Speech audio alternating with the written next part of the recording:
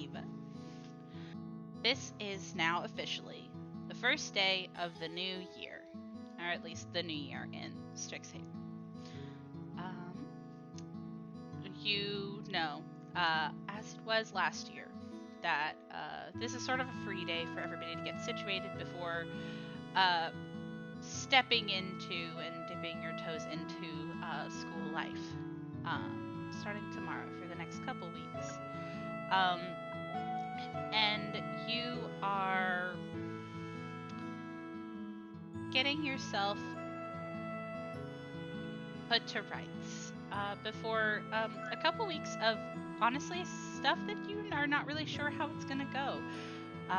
You guys never really talked to people about their assignments. I think it was only passively mentioned by a couple of upperclassmen. So it's about to all be fresh and new, and it's exciting. And your morning was already pretty eventful. So what do you do? I think Motiva's got like an expert level moving thing going on where her trunk is like held onto her broom with some rope. She has all of her stuff put onto it because it can carry up to 20 bulk and still manage to float. And she has her uniform on and her roller skates. Her hair is long this time. And she is nervous. She's nervous. That's fair. You kind of go to rush a bit through Witherbloom and teleport over to Silverquill. Already a little bit getting in your own head of like, how will I seem? Worrying about honestly being late to the activities that you have come to expect for this day. And you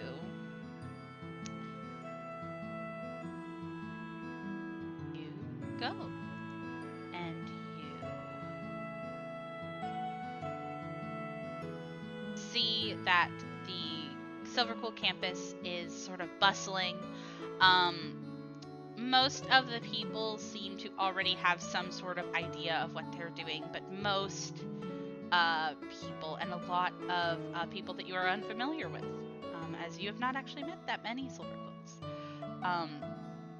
are sort of rushing towards this sort of big, ornate hall that you know is where the Silverquill dorms are.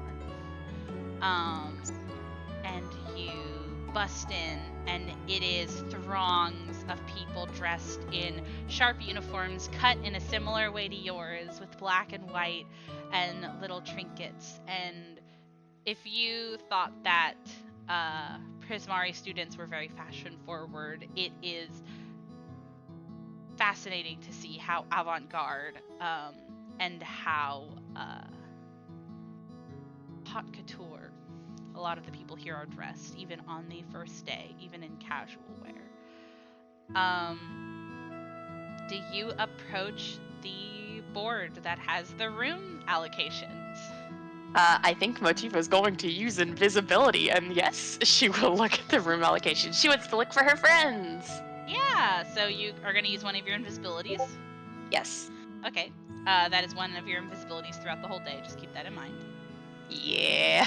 Okay, Slay, so you use invisibility and you kind of push yourself up to the front, and you go to look at some of the dorm allocations, and you go to look for your friends first. And that's sort of the easiest way to do this. Sorry, let me get all the way down to Silverquill. And you see, as you start from the bottom, that it's very easy to see.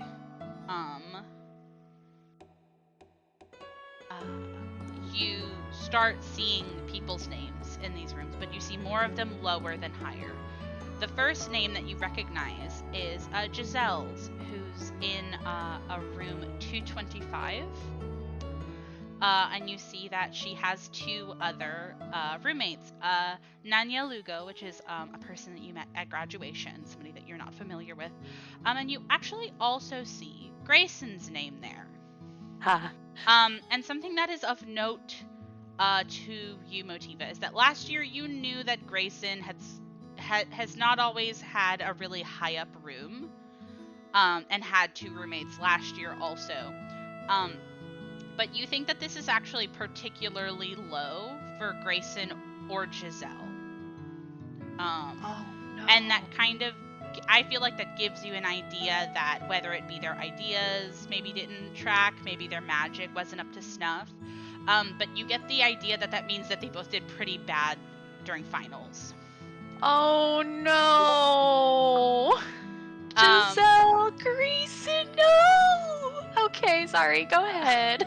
The next name that you recognize is you see room 199, which has Deesra, Aurora, and Dinsley, which is a person that you knew was a roommate of Grayson's last year. Yeah, the cat boy. Yes, he's a Leonin, but yes, Catboy. Catboy. And as you're kind of looking for names, the next room that you recognize is Mina's room, which actually stayed the same between this year and last year. It's 152. And she is rooming with a person named Vanessa, which is also a person that you exchanged pleasantries in Silverquill. And you go to look for your name, and you're surprised that you haven't seen it yet. Until you get to room 63. And you see your name, Motiva. And you see that you have only one roommate by the name of Killian Liu. I'm gonna kill myself. No.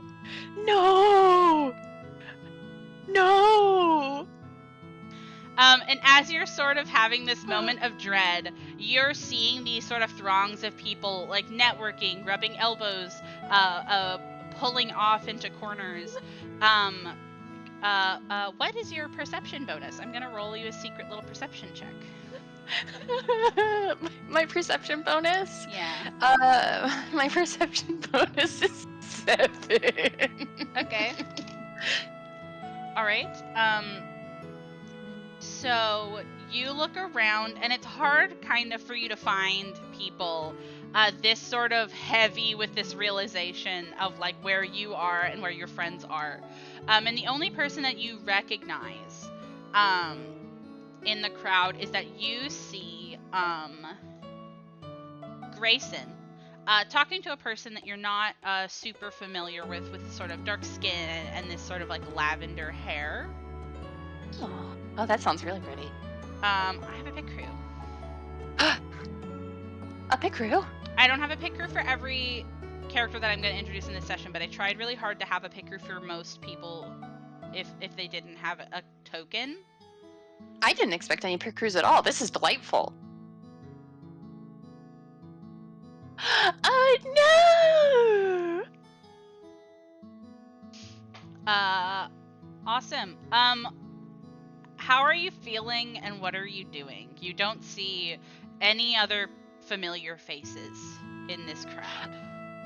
I'm really glad I made Motiva go invisible for looking at stuff. Oh, people would. You think that people would be hunting you down to try to get your room? No.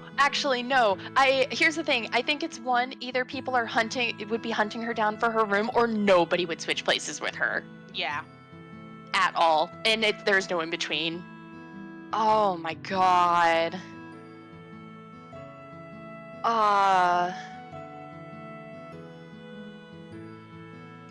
Motiva floating with her fucking broom.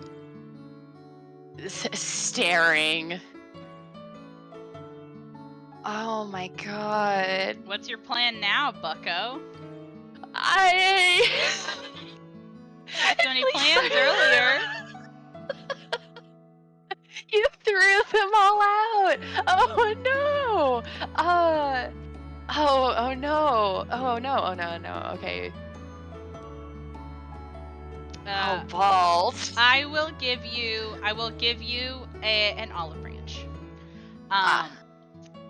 And the only olive branch I can give you is that no named Silver Quill NPCs have a solo room, right? That aren't like teachers, aides, or graduates now. So you can try to switch around with people that you know, or you can talk to people that you know to help you try to find a rando with a single room to try to get it. But that will be a higher check than if you just move around on the rooms that I've already made. That's the thing. And I need to sit down. Yeah, fair enough. Oh, God. Oh, I kind of don't want to switch my rooms now. Motiva would. I think it would be spicy if she didn't. Oh, no. I think Motiva's going to hold off for now, and I think she's going to try and find her friends. I think she's going to try and sneak off to Giselle's room. Okay. You can definitely go sneak over to Giselle's room. You know exactly what room it is now, so that's cool. Room 225. And you do. You come up to it, still invisible, I assume. And it only lasts a minute, though, right? 10 minutes? It lasts 10. Okay, cool. I'll say that you can choose whenever you want to get rid of it then, during this scene. But you come up to a room, and the door is kind of propped open, and a lot of doors are propped open. You have kind of been told about it, but this is the first time you're seeing it in action. But getting situated in your dorms is actually a very social interaction in Silver Quill. Because the assumption is that because moving happens so frequently, people naturally will help out. But, like, that also can be an element of, like, service, a payment of, like, I'll do all of your moving if you let me, like, room with these people, that sort of thing. Like, it's very much you are helping each other, but you're also in everybody's business. So a lot of doors are thrown open, a lot of people are moving stuff around, a lot of people are chit-chatting and talking. And you find room 225, and you see Giselle in there, kind of going to put her, like, foot locker at the bottom of her bed. It's a room with 3 beds in it, so the way that it's kind of set up is it's set up in this sort of geometric diamond shape with a bed in each corner. And the door is on one corner. And it has this sort of elegant marble flooring, this really tasteful plain black walls, though you have seen people with things like wallpaper and painting murals on their walls and that sort of thing. And it has this sort of, like, tasteful gold decoration in it. And you see Giselle is kind of putting her footlocker near the bed and just sitting down. She's gonna get right in front of Giselle, and she's gonna drop the invisibility. Ah!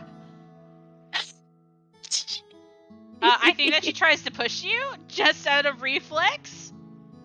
What? Giselle, it's just me. You do have to make a fortitude save. Not reflex? No, because she's pushing you over. Yeah. Actually, don't do reflex. My fortitude is better. 23? Okay, awesome. Yeah, she doesn't manage to, probably because of the half aborted motion, but you see that she goes to, like, stand up and almost, like, push you. Like, she's gonna push you over and run away. And you're like, Giselle, it's me. And she's like, don't scare me like that. I'm sorry. I'm trying to hide. She pushes you a little bit and says, hide from what? From me? Did you not... No, did you not see who I'm roomed with? What? No. Gillian Lou, Giselle. I got a 2-room, but that's my roommate. This is a really fun scenario, because I have to think about if she knows who that is. That's so fucking funny if she doesn't. I wish I had the blissful ignorance of Giselle. She doesn't. No, I'm rolling it right now. She rolled a 4. Oh my god. She doesn't. She's like, who is that? Giselle. What? I don't. He's the son of one of the deans. Oh, you're rooming with somebody so smart. Oh my What god. room are you in? What was it, 63? Yes. And I'm she's so like, oh, smart. you can you can study with him. I don't know if he would want to study. That's very sweet. I don't think he would want to study with me.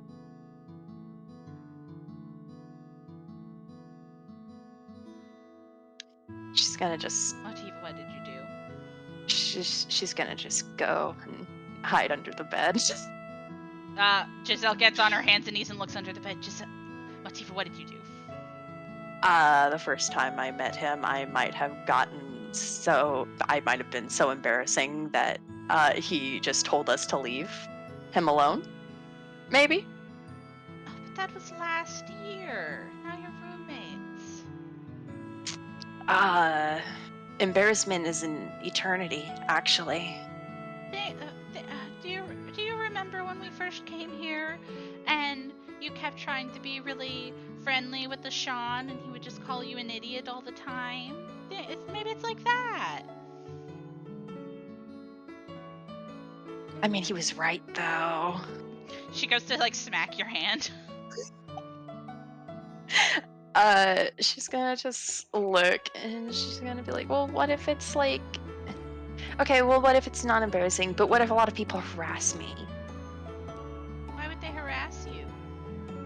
I don't know, maybe people are freaks. Giselle, you know people are freaks, come on. She goes to kind of, like, lay on the floor with you as you're, like, huddled under her bed, and she kind of just goes, that's fair, but I mean, if this goes the way that we think it will, when you go to your exam, you'll get a new roommate anyway. I think getting hung up on your roommates, I don't know. I know that that's, like, the Silver Quill way, but, like, if it's for a certain amount of time. She's gonna just go to, like, grab Giselle's ankle and hold it. Emotional support. Why are you grabbing her ankle? She's laying down next to you. Oh, that's so cute. She's gonna hold her hands. Yeah, she's laying on the floor next to you. They're gonna hold hands, and she's gonna be like, oh, did you see that you're rooming with Grayson? I did see that, yes.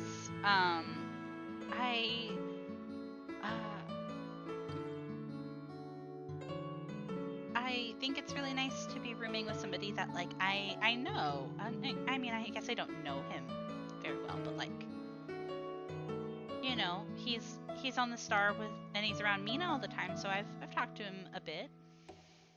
He's got a big heart. He acts like he's a douche, but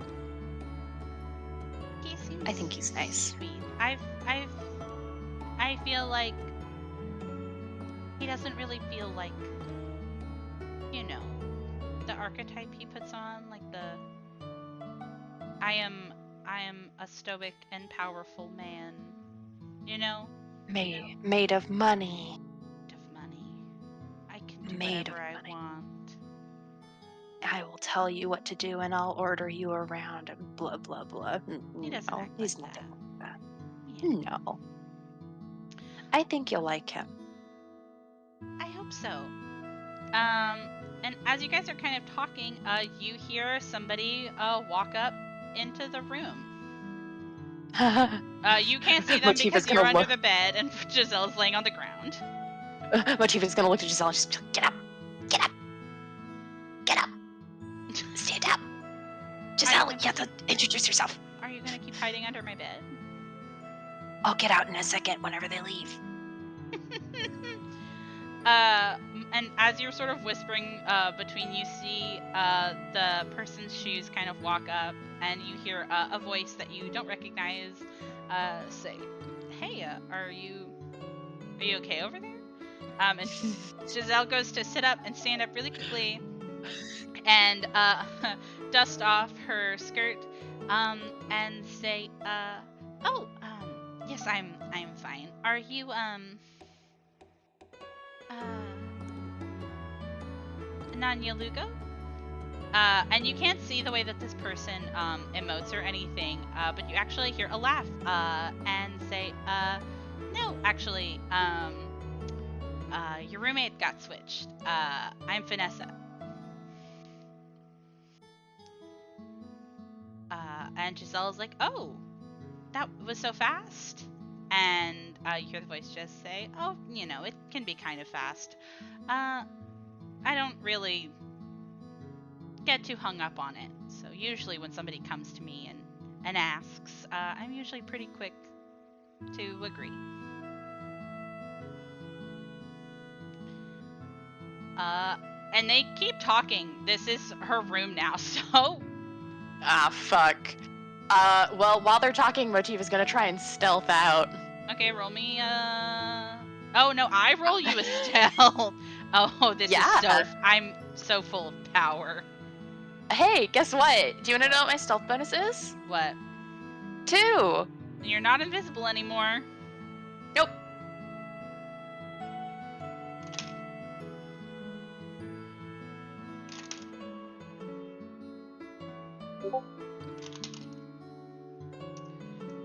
You see, as you kind of almost go to like scuttle out from under the bed behind the pairs of feet, you see, the person doesn't seem to recognize you or see that you're there, but you catch Giselle's eye, and Giselle is almost trying to be like, what the fuck? Go. But you see the person that I just sent this picker for. You see Vanessa. Wow, this is purple. what Vanessa looks like. Hi! Oh my gosh, this is pretty. Oh, I bet those shoes clip. Oh yeah, they do. Oh yeah, it's so satisfying on the marble. Don't you know it? Don't I fucking. But yeah, you sneak out of the room as Giselle gets to know one of her new roommates. That's so cute. Do you go back out into the atrium? Yeah. I think Awesome. Motiva's... Oh, go ahead. Oh, no, I want to hear what you're going to say. No, I want to hear what you're going to say. You're the DM.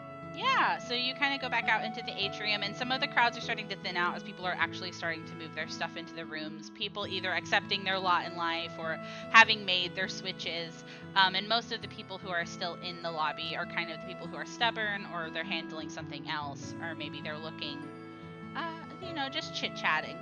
And when you go up, you kind of casually glance at the board, and you actually do see that some of the names have changed. As now, the people who live in room 225 are Giselle, Vanessa, and Nanya Lugo. Grayson has successfully managed to move his room to roommate with Mina. Oh my god. To roommate with Mina? Yeah. Oh my god. Oh my god. I'm gonna go fucking harass them right now. Motiva gets on her broom, full fucking throttle, and just goes, move. Yeah, so you go all the way over to room, let me check really quick. Room 152. Yes. Awesome. Yeah, you go up there and you see that they both are kind of chit-chatting in the center of the room. This is, again, a much smaller room. Well, I wouldn't say it's smaller in the way that it's tight with only 2 people, but it's smaller in the fact that it is less busy. It has 2 beds, kind of in their own sort of sections on 2 sides of the sort of rectangular room. In the middle has sort of like almost like a den or a living area with like a really cute like sectional and like a table and like chairs and stuff like that. It's a very nice room. You have not seen the full breadth of how like nice rooms in Silverquill can be, but this is like a nice room. Oh, I really want you to make a layout for what they look like default, babe. That sounds really cute. I love making dorm rooms. I might make both of these dorm rooms that I just explained. I think they're really fun. Nice. But nice. Yeah, you broom on over there and you skirt right into the open doorway. What do you say and do to these 2 people that you know pretty well? Help.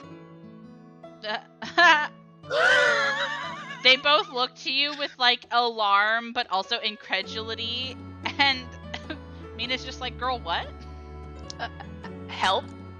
H-E-L-P. You say, as I want you to know what's really funny about Motiva's intros is that you're saying this, but people don't assume that you're like joking or that it's minimal, because like Grayson almost walks up to you to like grab your elbow, pull you into the door, and shut the door. Like, I need you to know, and I need Motiva to know, when you ask for help, people are gonna assume that shit is actually bad. Oops. Motiva getting dragged and Grayson slams the door shut and she's just like, what the fuck are you doing? What the hell are you doing? You came into my room asking for help. What do you need help with? How do I change my fucking roommate? I don't know, beg? I Fine. don't think any... I don't think anybody will take that bait. And you see that Grayson goes to immediately pinch at the bridge of his nose. And Motiva offers him a fucking Tylenol. And Grayson is just like, okay, we've gone over this. Mm-hmm. Do you have any angle? Something to market? Something to give away? Money? People like money. She opens up her coin purse and she pulls out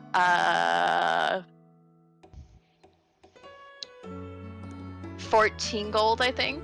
No, wait. 1 gold is 10 silver. Yeah. She pulls out 1 gold. And she looks so proud of it. How do you have so little money? I spent so much money on guns. You have no idea. That's really fair. It's really funny compared to Sarah having like 400 gold. Yeah.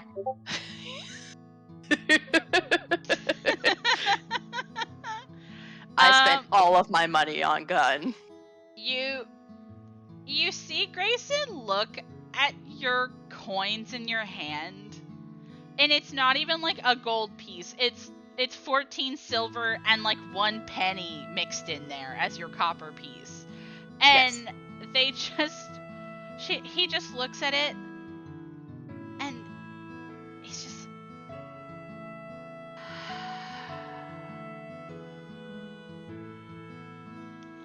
You're the reason I have gray hairs. Oh my fucking god. Absolutely incorrect. You had gray hairs before I met you. That is lies and slander, and I can sue you.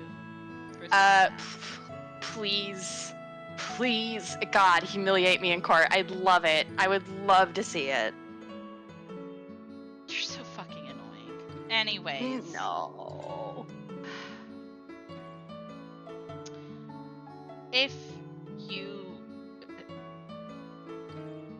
I guess if you need a loan, I can lend you some money. Is that the only thing you have going for you? I guess I can advertise that I can planeswalk. I technically am good at entertainment, but like, I don't know how much people want that here. I think that's really situational, is the thing. I mean, you could always like offer up a contract, like maybe it's like not, oh, I will perform for you if you switch out with me on my room. You can say, I will perform so and so many times for so and so many parties, or if you call me up and you want to entertain your friends, I'm there. That's a bit much if it's not like a solo room, but like that's something you could try. Yeah. I don't know if people would be casually interested in you being planeswalking, because that's kind of just a cool fun fact and not something that they can get out of it. Yeah, I don't know if anybody would be interested in the phone like you two, because you, nice word, snoop. The phone is cool. I'm sure that you could find a way to sell it. I will say this is a billable hour to me now, because I'm giving you financial advice. Here, she hands him the 1 gold and she says, I'm done talking to you about this. Hi, Mina! Oh my gosh, it's so nice to see you! She goes to give you a hug, and she's like, it's so good to see that you're here. You know, you had me wondering in the last half, but I knew that you were super cool. Through and through. Aw, thank you! Even back when you had withered bloom hair, I knew it. Aw, thanks. I kind of miss the hair sometimes. Miss being able to dye my hair. Miss my tattoos. That's fine. I imagine like the fire on her face is like burning a little bit hotter at that thought, and she just calms down. She just says, "Oh, I saw who you switched with. Was there anything wrong with her?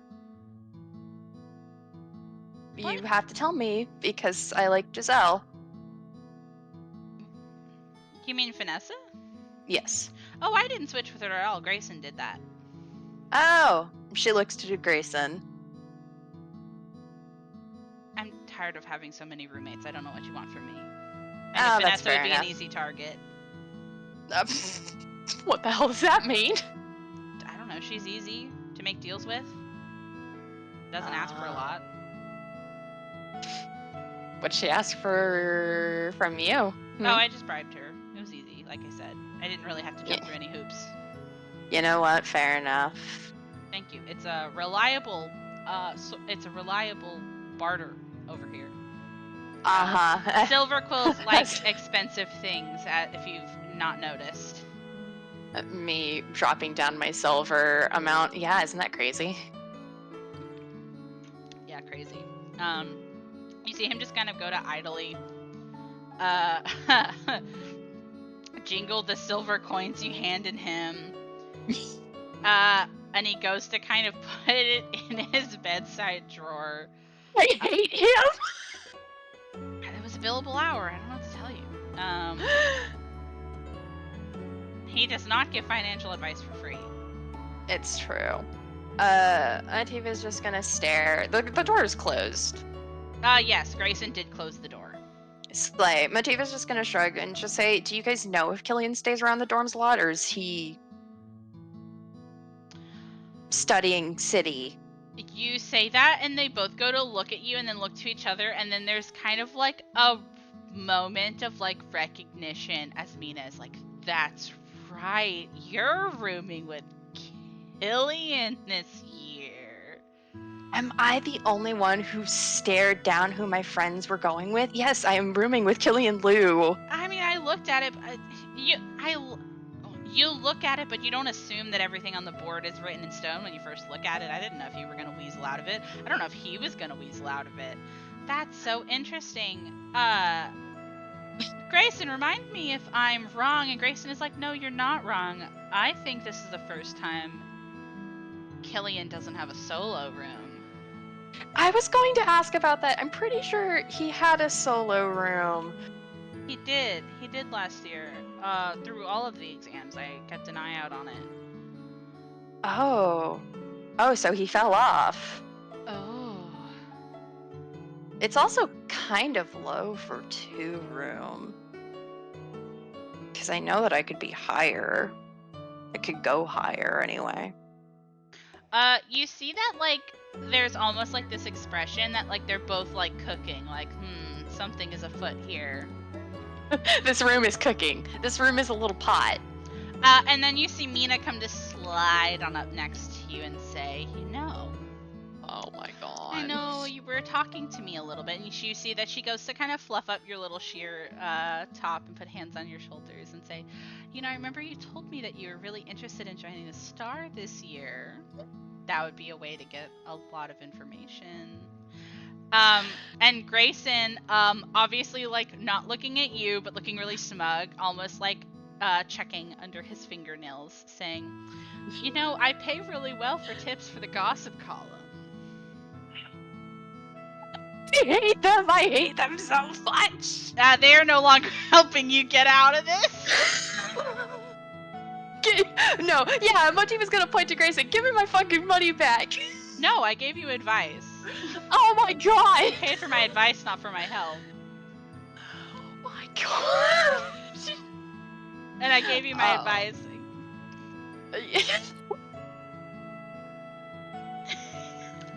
Oh my god. Motiva's just fucking. Motiva's like. She is rotating like a rotisserie chicken on her broom, going around in circles. Yeah. And she's just like, Oh my god. I hate these bitches. They are everything to me. Okay. And you say Mina puts up her hands. It's okay. Motiva, come over here. Let's have a little girl talk. Oh my god, I love girl talk. Go away, Grayson. Grayson does not go away, but Mina kind of pulls you over to the side that you assume that she's claiming for herself.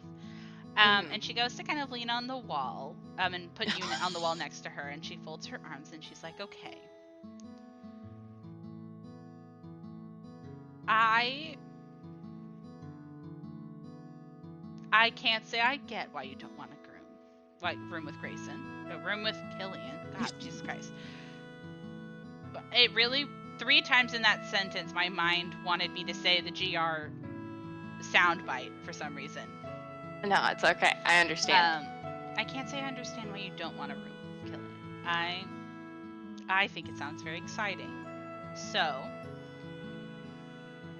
for posterity's sake, and because if I started giving out handouts around Silver Quill, that would be a dangerous little thing to run around. I don't like when people bother me. Are you gonna charge me like Grayson?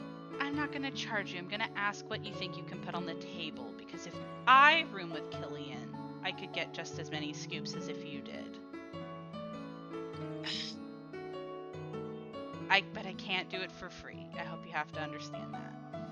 Motiva pulls out her fingers, and then she pulls into her trunk, and she just starts, like, she goes to the table with their stuff. Hold on, I have to open up my trunk. My trunk, you see, it has all of my things. She pulls out a spice rack. She pulls out a REM pod. She pulls out some wooden stakes. I don't need items. I'm pretty set on my kit. She puts away the spice rack and looks at Mina like, okay. It's got cardamom. I don't know why you thought I don't already have spices for my food. I mean, frankly, I'm a little Grayson. insulted. What? You are with Grayson. I thought he would have had an allergic reaction or something. I mean, yeah, he's part dog. Be nice to him. What? No. He's mean to me. He bullied me. Oh, come on. Boys are just like that. Oh, equality.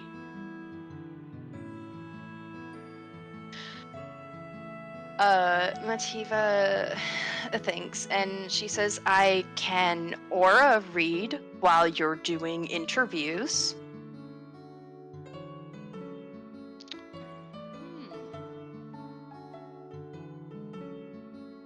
I can tell if people are lying. I'm good at telling when people are lying. You see her kind of go to look at you, and you see her arms still crossed, and she's really considering, and she is gonna kind of pick her words kind of carefully as she's like examining you and saying, that's really useful. Are you saying you wouldn't use that if you joined the Star otherwise? Oh, god damn it. I mean, like, keep your guns to yourself, but like, I would like if you could use that to help the club. Why wouldn't I? That's silly.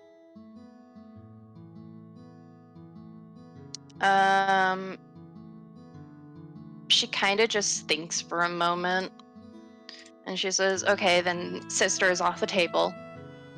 Sister gets on the table. And she just kind of thinks, and she says, I can do the item delivery and pickup thing from different places, from different planes, but I don't think you have an interest in that now that you have a phone.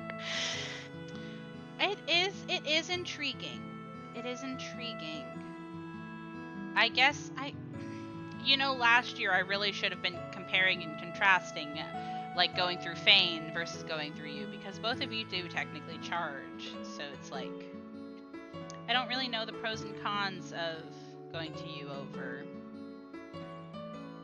faculty member for stuff like that.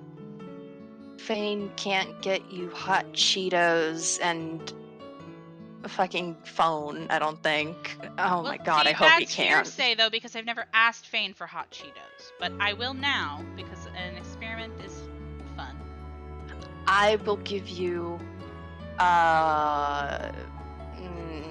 she looks at her coin pouch. I will give you so much credit if you manage to get hot Cheetos from Fane. Okay? Credit? But no. Yes, I suppose credit is due. I'm not bitter over his deal with Falin, though that's her fault, not mine. But no, I don't have anything that I can't present to you that I don't have with the star. That I can't give to the star anyway. You see that she goes to nod, and she looks a little sad. Like, she does feel bad, and she goes to kind of, oh, Mina's shorter than you, actually. Yeah, I will say, Motiva's gonna hold up a hand and she says, if you try to give me a pity thing, I will, be terribly upset. No, that's not that. And she's gonna kind of tap your shoulder for you to kind of come down on her level. Mm-hmm. And she is gonna pat your head and give you a kiss on the cheek and say, thank you for being such a good sport. No, I get it. At this point, I'm not worried. I don't... If he got... Go ahead. I was gonna say, he's not usually the kind of person to pick fights, but... I will probably piss him off. I'm quite the charmer, you see. Well, if it helps, I haven't seen him get into a fight that didn't have to do with a certain someone. So, you might be in the clear. I'm a certain Miss Dina. Yeah, I should be fine. And if he got bumped down to a two-person room, for all I know, he's already traded rooms, and I'm just gonna be stuck with somebody, or he just will never be there because he's going to be trying to get the fuck away from me. Yeah, silver linings, right?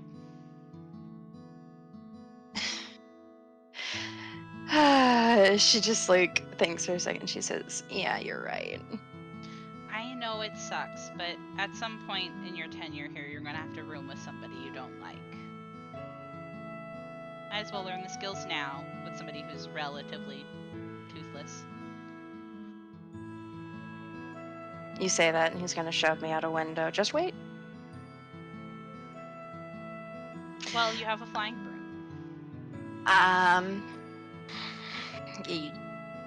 You know what?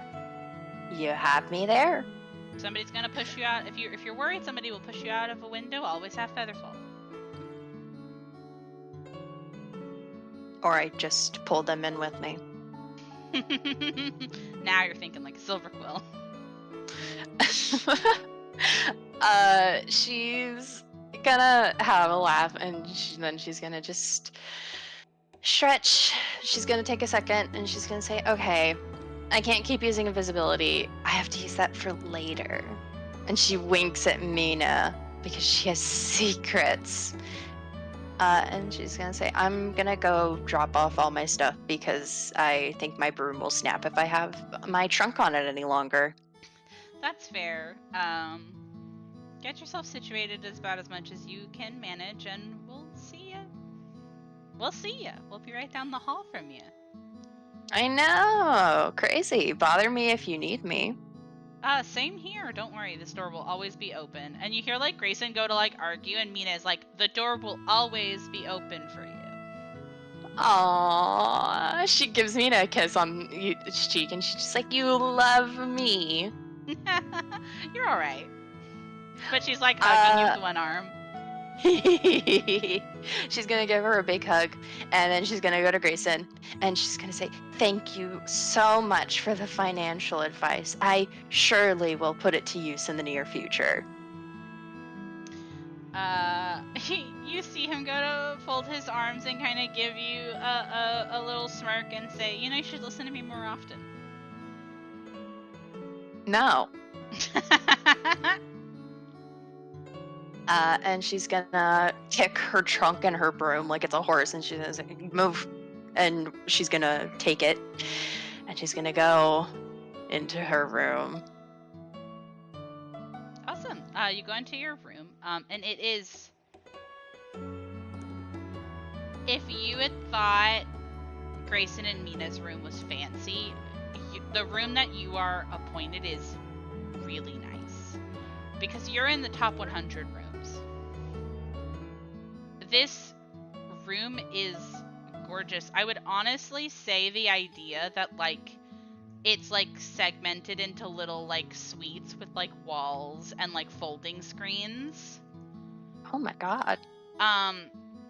And it still has like this really elegant floor plan to it, but the finery in here is much more well decorated. This one already comes with a sort of beautifully patterned wallpaper and some paintings on the walls, a beautiful statue in one corner. But because of the way that they're sort of partitioned, you guys, you don't, from whichever bed you claim as your own, you don't actually see the other person's bed. I don't imagine that there are like, well, I don't imagine that there are closed doors just because you are still sharing with a person. It's not like a situation where it gets to be like an apartment. But you guys do have an ensuite bathroom that you share. Nice. Yeah, so like it's really fancy in my opinion. I'll try to do a layout to describe what I mean by it, but it's I think it's really cool as a concept. It's 100% better than the bunk beds get fucked. Yeah, exactly. It's also better than Lorehold. God bless them. Yeah, you get the feeling in this room that you could very easily avoid people you don't like. Nice. But you don't see Killian in here. Motiva's gonna do a low whistle. Does she hear anything back? You do not. And you do not see any extra stuff that doesn't look like the stuff that they used to just populate this room. Okay. Motiva's gonna go to the left side. Okay, awesome. You take the left side. You go into your little section with your bed, and you drop off your things. I think that this makes sense, so I'll say that. We can say that you do it, but you can very clearly put like stuff on top of that bed and like put your trunk like next to the bed, so it is like, this is mine. Don't put your shit here. This is mine.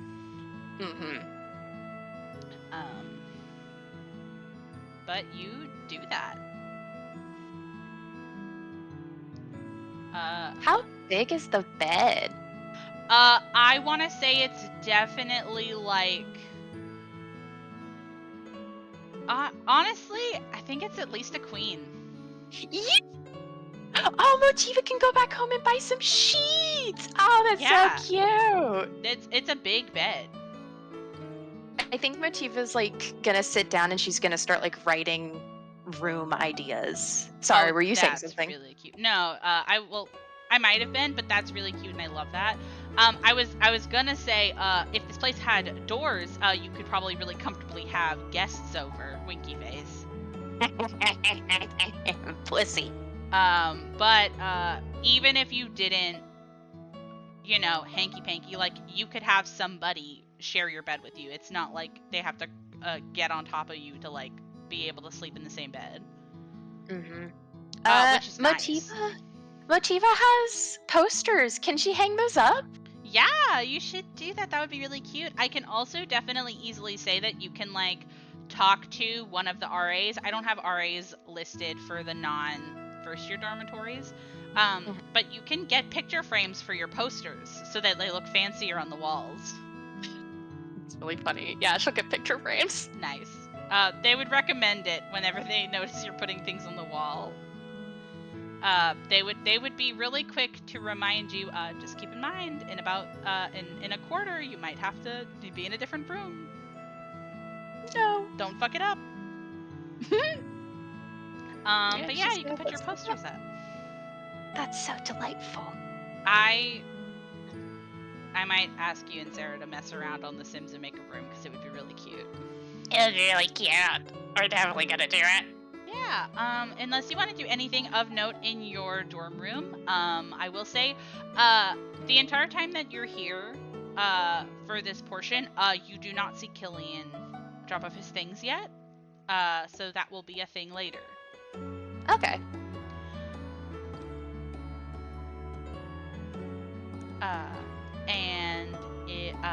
Room stuff. I'm about to pause because we're done with dorm stuff unless, Motiva, you're doing anything else? Motiva is not. Motiva's put up all of her posters. She's put up a towel, and she's writing down like ideas she has to like get things. And she's just like, "Oh, they had this in the first year dorms. I'm gonna get this." Yeah, awesome. You can definitely spend some time doing that. And I'm gonna pause so I can use the bathroom. Oh. Okay, awesome. We are back. So that's your dorm stuff, and so now, the rest of the section of this right now, because we're about to the hour mark, is you going and basically getting your like slips of paper to learn who your counselors are. Yes. And so you kind of go back to the dorm section, and there's like almost like a section outside of the dorms where like you can kind of go and like talk to people as they're finding new serval quills to kind of give these allotments. They can sometimes change from year to year, but most people will have the same ones throughout their tenure unless there's some issues. And you're kind of given this whole spiel again where it's like you get 2 counselors, 1 for each mana color, and the point of them is to kind of help you form your own opinions because they are going to be wildly different teachers giving you advice on how to go through things academically. And then kind of whenever you like signal that you understand and that you're going to get them, you are given 2 pieces of paper, and what it has is it has their name and it has their office location, and it has like basically what kind of things they focus on. And so your white mana counselor is a professor by the name of Nils, who you did not meet in the first year, but his full name is, it's just Nils. He doesn't have a last name. That's fine. Nils, no last name. Nils, no last name. Similarly, your black mana professor counselor also does not have a last name. As you see, that it is a person by the name of Fane. Oh. Oh. You didn't have to type it. I know how to spell that. Damn. So you don't have to go out of your way to interact with both of them right now if you don't want to. You can save that for whenever you want to do that. But you have their information.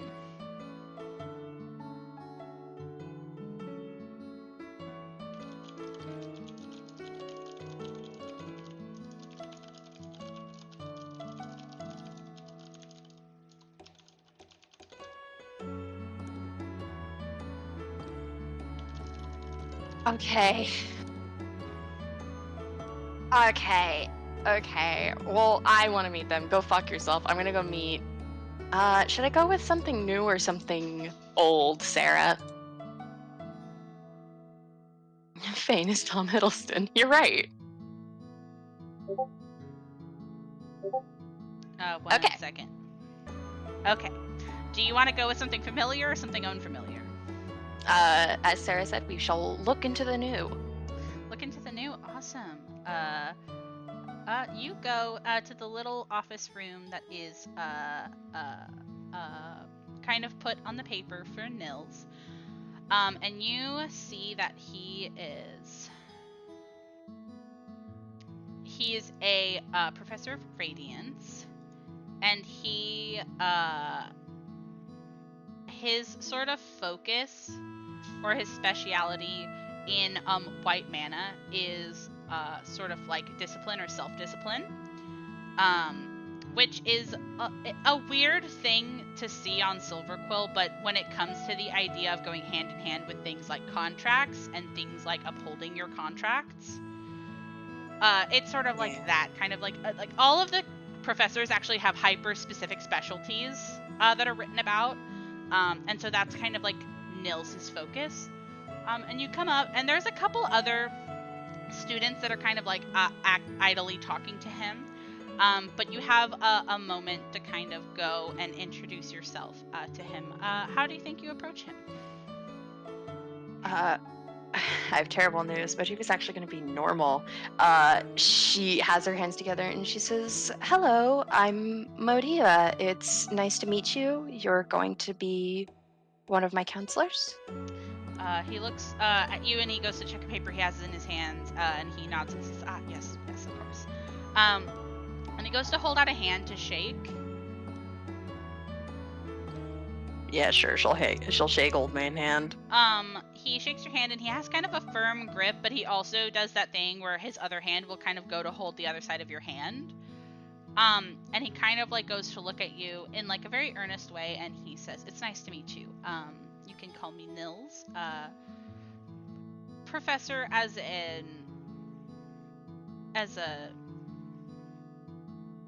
title is fine, but it is not something I particularly need.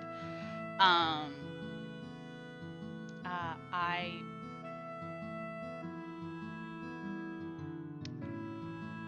am excited to be working with you for hopefully the rest of your tenure.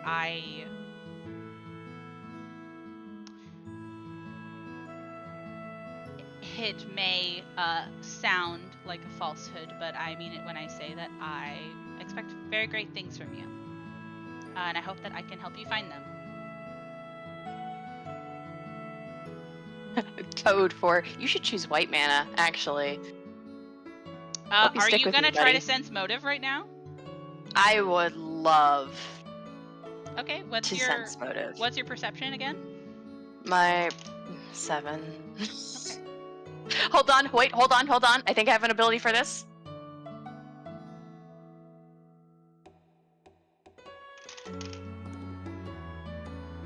Nah, go ahead. Okay.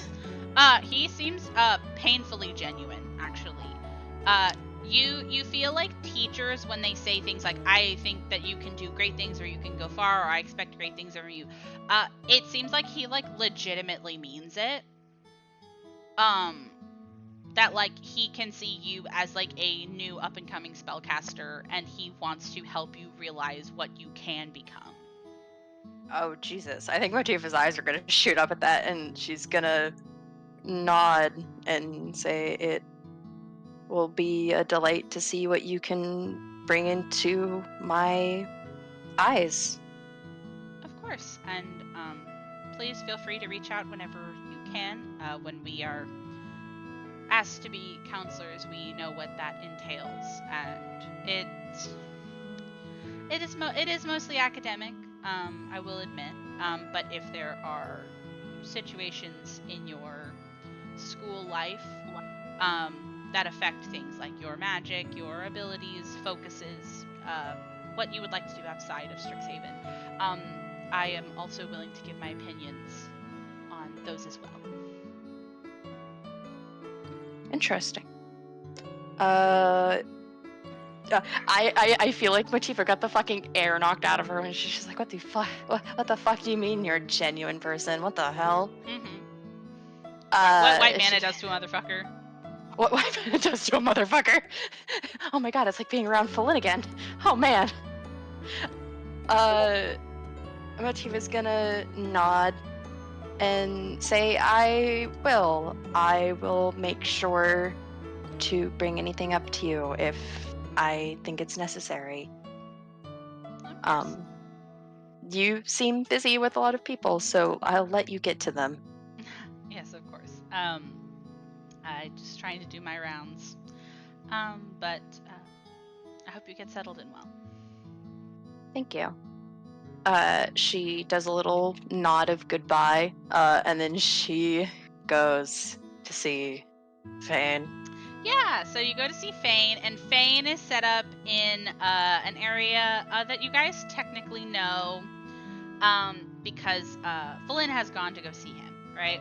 And it's a place that people talk about. People talk about going to Fane for things. So when you go to see Fane, you see a lot of people around Fane, and it's not you interpret that it's not just people who are like he's appointed as counselor for. You also imagine that it's people like trying to get things because it's the first day of school. Like people from other colleges are here. So when you come to see Fane, there is a line that people are honoring. And he's kind of like sitting in a chair. It's not like behind a desk or anything, so it's not something super official. But you see that he's like taking things from people and like signing them and reading things and like writing things and giving people like slips of paper and stuff like that and talking to them. So to talk to Fane right now, you actually would have to willingly stand in line for a hot minute. Absolutely not. No, he could go fucking jump off a cliff, but he was leaving. Okay, you can do that.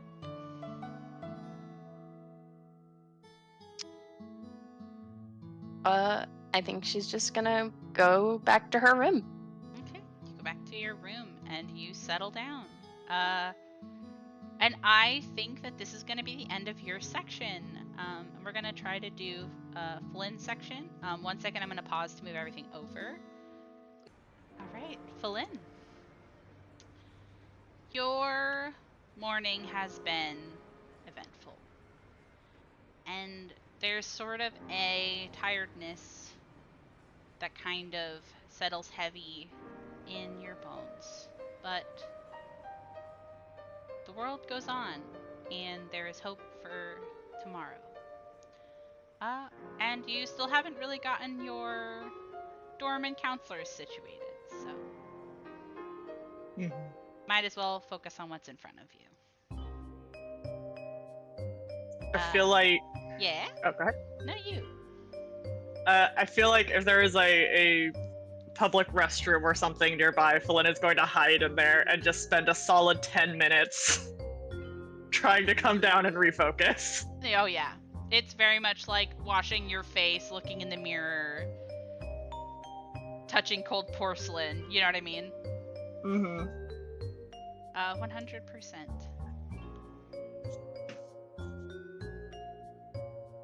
I feel like the bathrooms on Quandrix are like very like I don't know how to describe them besides interesting. I feel like they have like sinks that like the water like shoots up instead of like down from a faucet, and like they have like little like almost like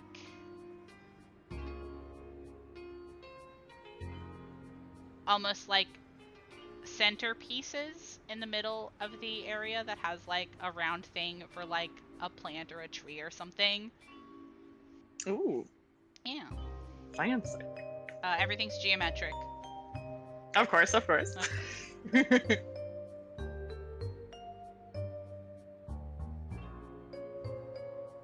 But you are relieved of the hurry and the bustle that Motiva had to have for your situation, because you get a solo room automatically.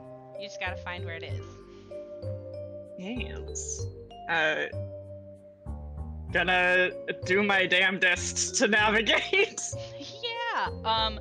So I mentioned this in the RP, but you were given like a lot of pamphlets and papers and booklets, and not all of them are super helpful. They have a lot of information, but it almost takes like a long time to parse the information in a way that's very user-friendly or usable. So you were told that your dorm, let me open the Quandrix dorms. You have a room in Tower 3 on the 4th floor. And so the way that the Quandrix dorms work, and you guys don't actually hang out with a lot of Quandrix people, so this has not come up since Cataris. The dorms are individual towers interspersed throughout the campus that have like spiral staircases that are in these sort of like rotating star shapes. And each prong of a star is like the triangular room. So while you're like parsing that that's your room, that's where you are staying, you are then having to look at an overly informational map of Quandrix. And then you're also having to look in reference of like how they were named. And it kind of just like takes a lot to like figure out, but I'll definitely say, since it's one of those things that you don't have to hurry, you managed to stumble your way to the tower that you are rooming in.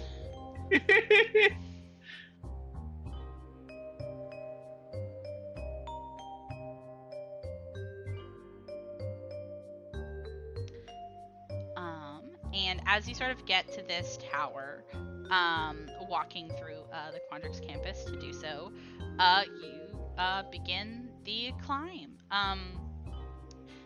Each floor has like a little glyph, and it's a glyph that you're used to seeing around Strixhaven. It's one of the ones that like will teleport you up flights of stairs if you don't want to walk up the stairs. So you can either choose that, or you can kind of walk up the spiral staircase between each floor that's almost like beautiful in its execution. The amount of greenery that is kept within reach makes this a very beautiful and refreshing place to maneuver around. And you have definitely been in like stuffy school settings before. It is a breath of fresh air, literally, to have fresh greenery and sunlight everywhere. There is huge glass windows everywhere you look. There's this filtering sun-dappled green sunlight glittering from the open roof of the tower above. Mm-hmm. As you go to your floor, how do you think Flynn's feeling? I think she's tired. Yeah. Feeling a bit bittersweet and trying not to think too hard about it right now because she was so excited for all of this. I feel like, honestly, the fact that the papers and pamphlets are overly informed, I think helps distract her because she's reading all of it. Mm-hmm. And I think she would go through actually walking up the stairs just to admire everything. Yeah. Each floor that you pass, you see kind of has people getting situated, and you see, because you see the way that the spiral staircase goes, each floor is almost its own self-contained square like library with like chairs, like comfy chairs and like tables situated between the doors. I have the picture of a basic Quandrix dorm right here. I'm sure I've showed you guys before multiple times, but like this is how it looks. And it's very atmospheric in your little common room. And as you sort of come up, you reach the 4th floor. And you see on each of these little tables are little welcome baskets of like supplies and even more papers to read. And each door has a little laminated card on it with names. So you can very easily find yours, but you can see the names of your flatmates. Oh my god!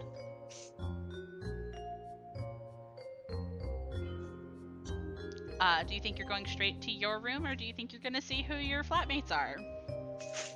Definitely want to see who my flatmates are. I'm reading those plaques. Yeah, awesome. So you see your name. You also see the name for Selwyn and Chad. And you see a name that you are only vaguely familiar with, as you heard the name be introduced last night, but the name of someone named Zimone. Zimone! And those are your flatmates. Oh my god! Yes. You get the feeling that all of the new Quandrix people got put together on a floor that was empty.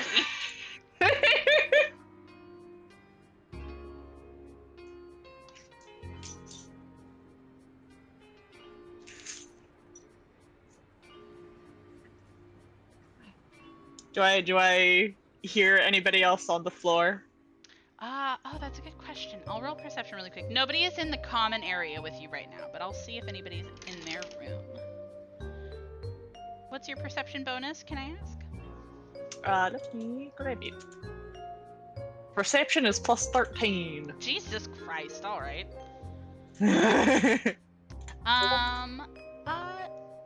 Yeah, actually, I'll say that as you kind of come up and you very intentionally try to listen out to hear if you hear other sounds, you do, and you actually, since you took that time to look around, you actually see the moment when a door opens and a head pops out. And I'm going to show you this person.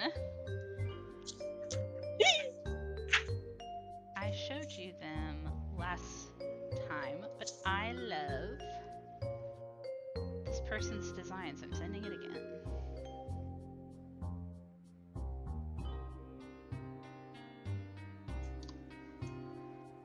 Yeah. And you see the door open, and she looks at you, and you see that she is actually shorter than you are, which is a feat. Oh my god. And you see her go to open her door, look at you, kind of give you a smile, and then go to step out and close it.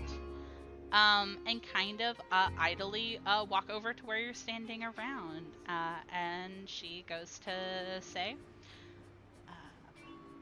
you know, I'm surprised to see anybody headed over here so early. Hello. Yes, I was very excited to see everything. That's good. It's nice to see that not everybody is feeling the effects of last night. Can't blame them, though. No. You are Zimon? Gesturing to the plaque. Yes. My name is Simone Wola, and she is gonna hold out her little hand.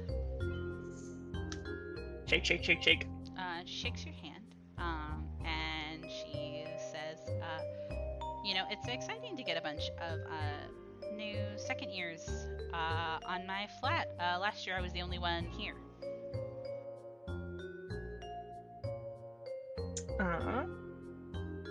I think she was like a little bit surprised, and she was like, "Oh, I'll be honest, I wasn't expecting there to be empty floors." Yeah, it's mostly, you mostly get placed where it's easiest to put people, or the closest opening, I suppose. There wasn't really an even number of Quandrix hopefuls the year I became a second year. But it's fine. It's an efficiency thing. You have plenty of company now.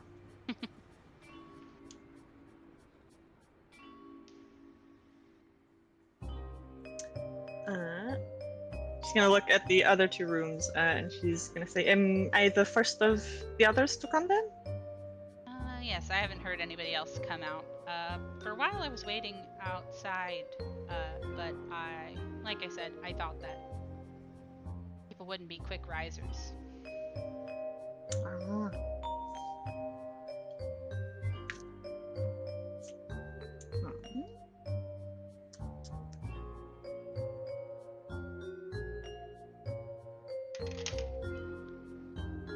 As you're sort of thinking of more stuff to say to her, some things that you kind of notice when you're interacting with Simone is that you can kind of tell that she's like unsure of how exactly to interact with you, but she doesn't look particularly uncomfortable. But something that you notice, and the reason why it takes so long into this conversation for you to pick up is just because you are Elven and you're from a place that has very little interaction with humans, especially humans in different stages of life. You think that Simone is surprisingly young to be here. I don't think you get the idea that she's a minor, but you could argue that she might be too young to drink. A baby. Yes, small. Small, and you're upperclassmen. Yeah. This is the kid that skipped like 3 grades. Oh yeah. Oh yes. Oh yes. I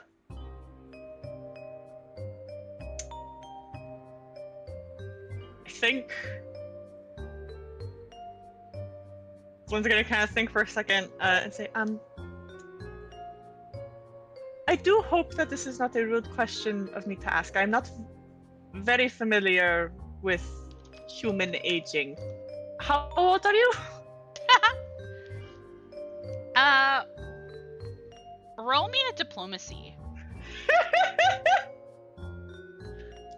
This poor girl has probably had that shit question too often. Diplomacy plus 9. So dirty 20. Dirty 20 slay. 1 second.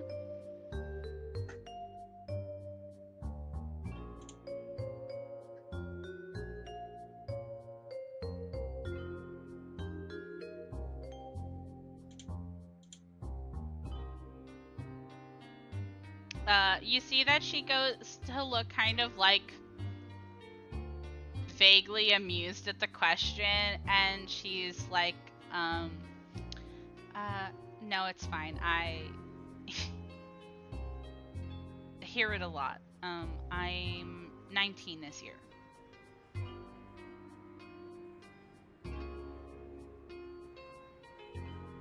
I think Flynn is just going to nod and say, and that is young adult?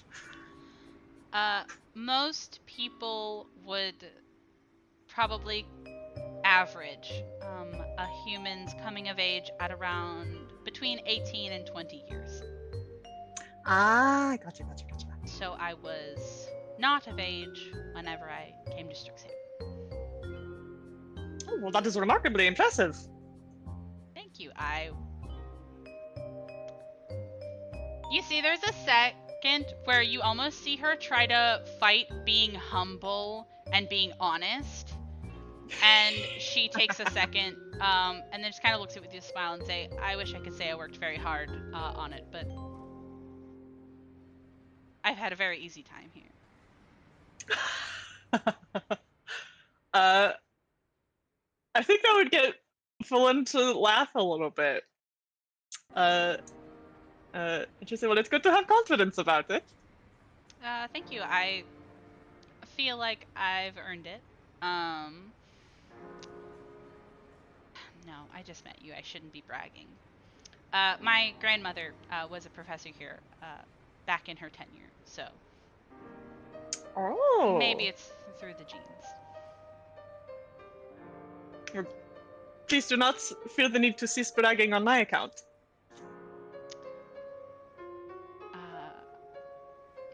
Would she say that?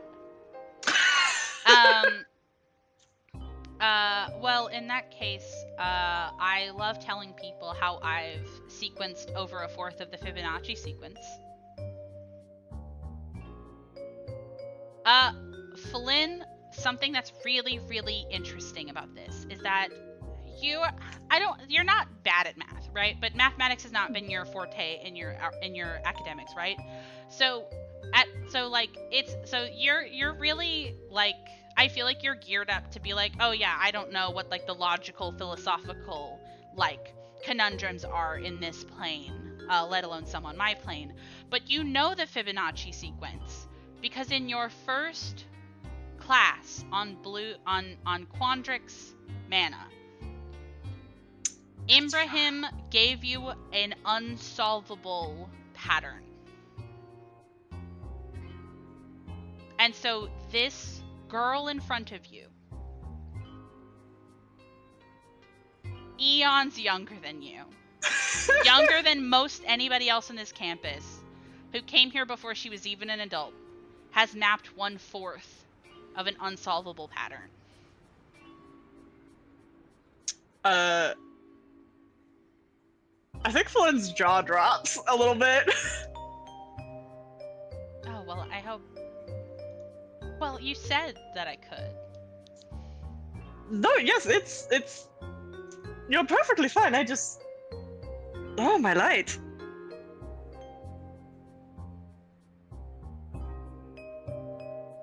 I cannot even begin to fathom that. Goodness gracious. If you've had many Quandrix classes, I'm sure you've heard no end of Ardene's vexation with the numbers, but at the end of the day, the Vorzani conjecture is not.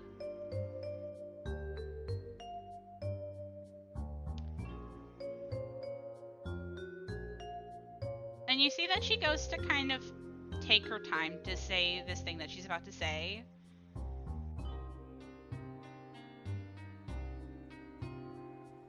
And she goes to say, even something that is considered boundless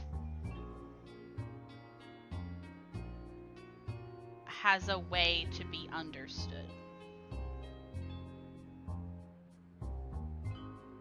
Though I haven't found many people who agree with me on that hypothesis just yet.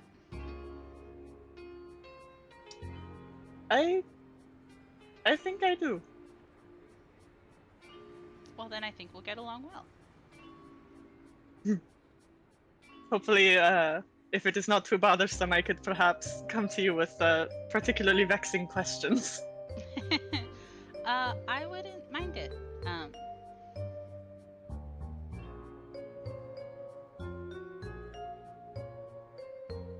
Don't take this any particular way, but it's not really like I have much of a social life as many Quandrix hopefuls do. So, I'll have the time.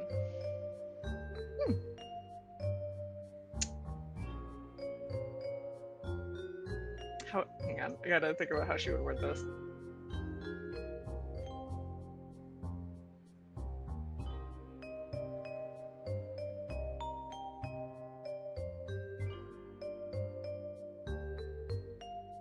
I think Fallen will just smile and say, well, in that case, would you mind perhaps invitations every now and then to some social gatherings?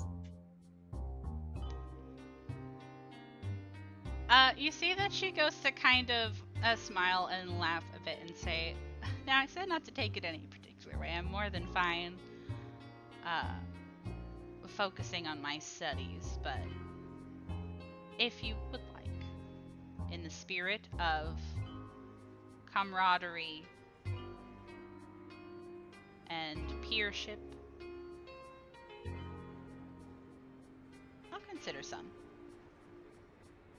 Well, thank you. It would truly be an honor. Of course. It will be nice to see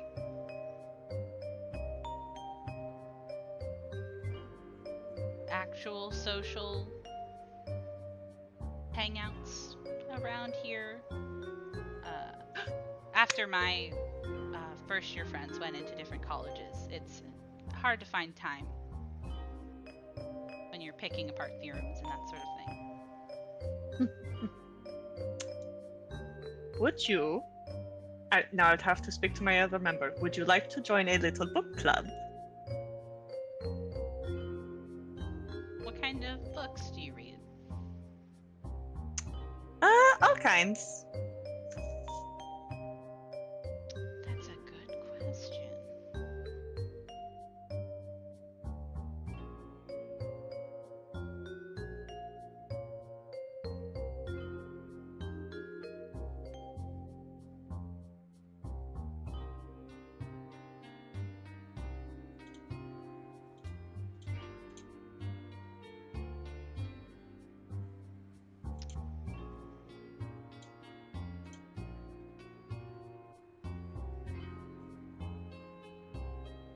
You see, at first, she looks like she's like about to tell you no. Her emotions play very clearly on her face as she kind of thinks these over in her mind. But something on her expression kind of clicks into place, and she looks at you a bit more interested, and she says, I suppose that's fine. if you ever have any particularly interesting books to talk about or exchange or read together, I'll make time. Oh, that would be lovely. Oh, we meet every 2 weeks after classes on Kirsten. You see that she kind of goes to pull out a little like pocket journal and flips over to a page and writes something down, and she nods and she says, I should be able to make some of them. Little happy clap. Sean will be so excited.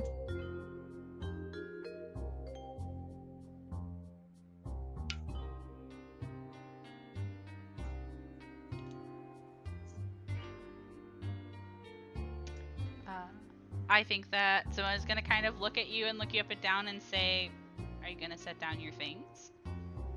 Oh, that's right. My stars. Okay. It was nice meeting you. Of course. And you see that she goes to sit out at one of the little armchairs to wait for if other people show up. Nice. Flynn will set about setting her things in her dorm room. Hell In yeah. her dorm. Hell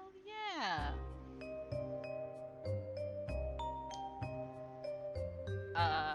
I know exactly how you set up your dorm room because you made it in Besties.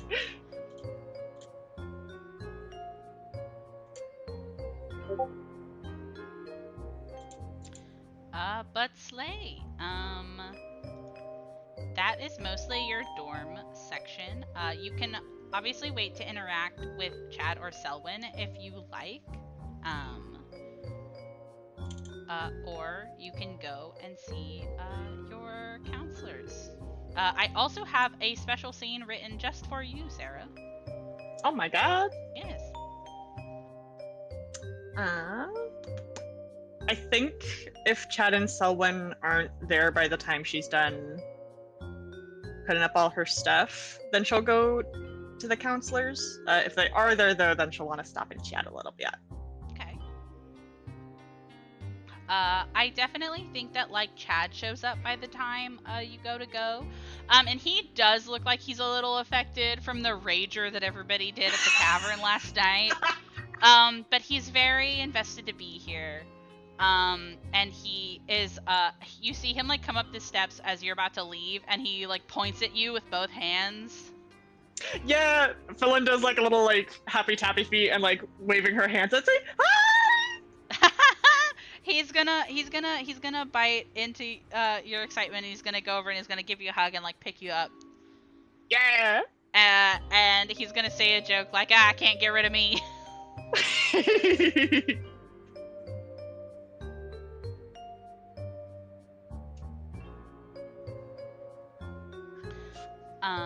I think that by the time you end up leaving, Selwyn doesn't show up yet.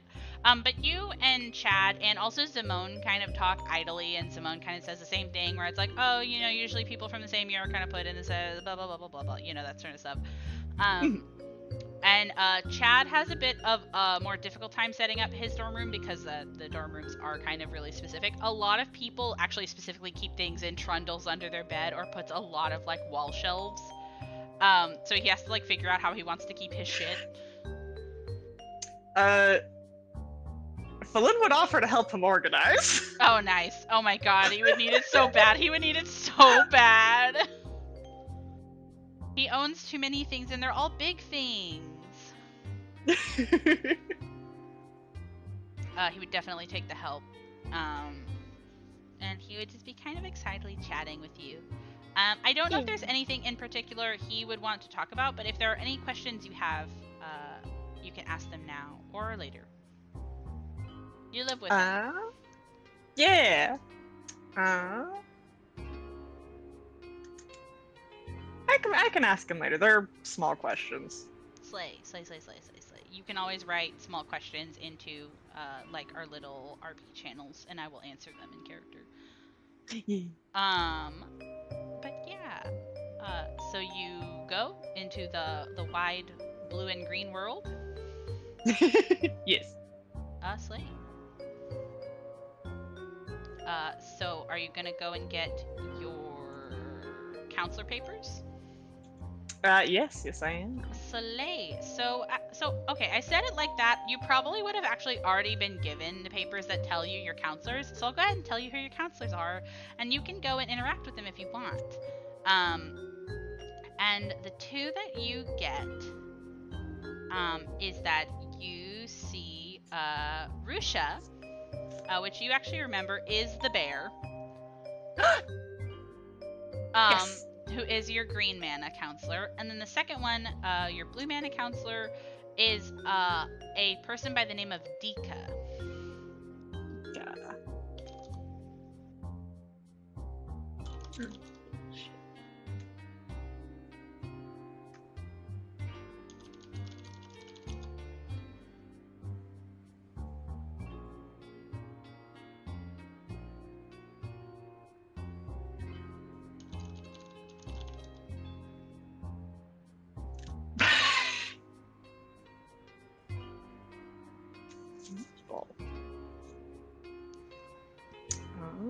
I think Flynn would want to go and try and meet with them.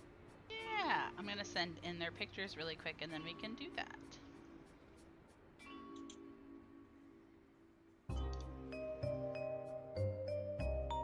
Yeah.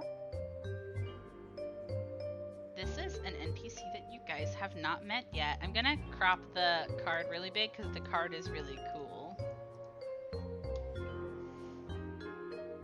Ooh! Oh my god. Awesome. So are you gonna go talk to Rusha, or are you gonna go talk to Dika first? I think she'll go ahead and talk to Rusha first.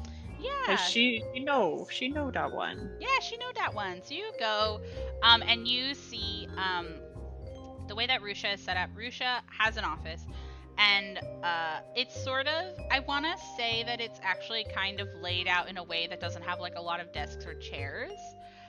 There is a desk and there is like a big armchair, but there's also like a lot of like seating that's like on the floor, like floor pillows and stuff. And you see that she is actually sitting on the ground and kind of idly talking to a lot of other students that are also kind of sitting around her room. It's very like Montessori vibes in this office. So like you can go up to her, or you can kind of like join in the conversation and idly talk. But it's kind of how you think that Falin would approach this situation that's very not structured. It's very not structured. I don't think she knows the protocol for this, the social protocol TM. Yeah. So I think she's kind of standing to the side a bit, out of the way, Mm-hmm. and just kind of waiting. I definitely think that before too long you would be noticed after like maybe like 10 more minutes of conversation. Risha kind of looks over at you and notices you, and looks down at one of the papers that she kind of has on her desk, and says, yes, fill in. Yes. Yes, I knew that I was getting another mage student today. Hello, was there anything I could help you with? Oh, not in particular. I mainly just wanted to get a chance to meet with the counselors, and I remembered you from first year classes. Just wanted to say hello. Hello.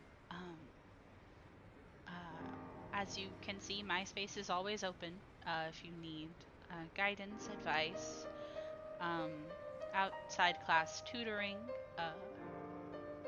I tend to spend a lot of time with first year mage students, so please forgive me if my time is sometimes a bit all over the place. But well, it's good that you don't need any help right now. You're settling in all right? She will nod and smile and says, yes, I met my roommates. Just met Simone, actually. Simone, yes. She is is a very bright rising star.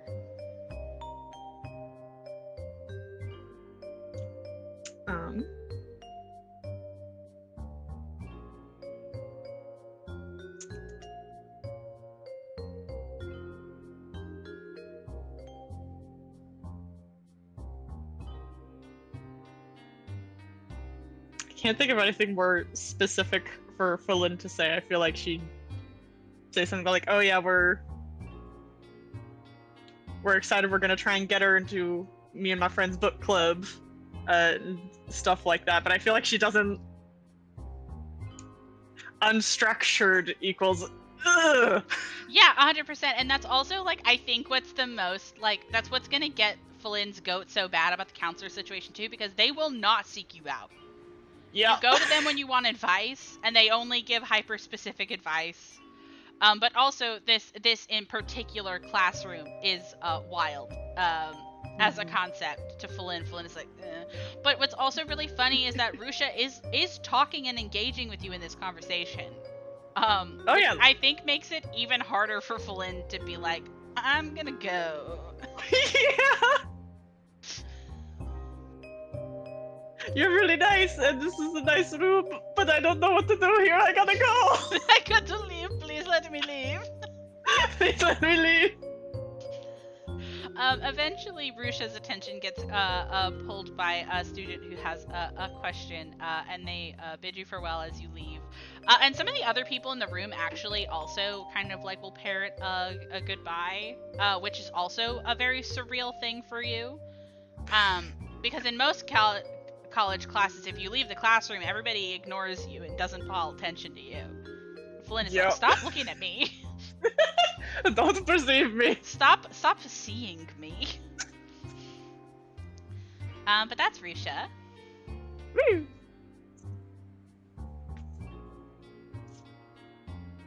We'll go and meet Dika. Yeah, so you go and you find Dika, and Dika has her own office as well. And similar to most of the other counselors, you see the occasional person talking to her and like coming to check in with stuff, whether it be the new mage students or previous mage students that she is still counseling. But you see, whenever she notices a new person in the room, you see her go to make a double take and look at you and give a big smile. As you see this room kind of have these sort of like crystalline sculptures like around the room. And a lot of like stained glass that kind of like tinkle in this sort of like a magical like breeze that comes through. And she goes to make a beeline directly at you.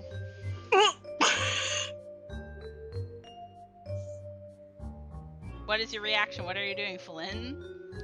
I feel like at first she doesn't think that she's walking towards her, so she's like looking behind her to see if there's someone else to get out of the way for. You go to do that, and by the time you look at Dika, Dika is immediately up in your face. She doesn't wait for you to offer the hand. She goes to grab your hand to shake it, both hands. And she says, "Hello, you must be one of my new mage students. Hello, welcome." Yes, hello, I'm Flynn. Flynn, yes, I think that was the name that was on my list. Yes, that makes sense. It's nice to meet you. How's your morning been?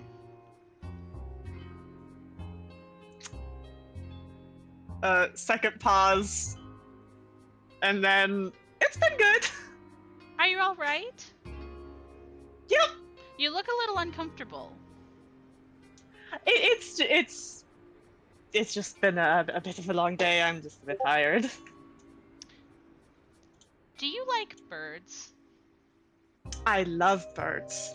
You see she goes, without letting go of one of your hands, goes to reach out to a shelf and picks up a glass sculpture that, as soon as she picks it up, floats in her hand and like shatters and reformats into a fractal in the shape of a bird that she goes to hand to you to hold. There you go. Oh!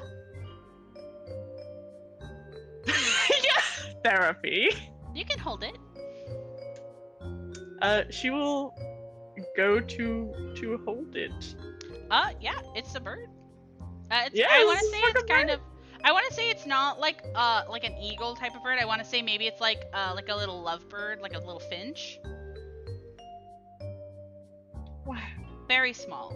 And she goes to kind of look at you and let you hold it. And then this is when she kind of lets go of your hand, so you can hold it in both hands if you want to. And she says, "My door is always open if you need anything."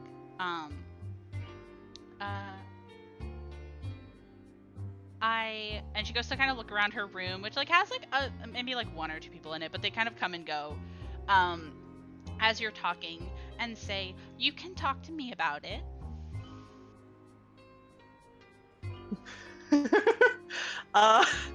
She's still like in your space though. I need that to be clear. Yeah.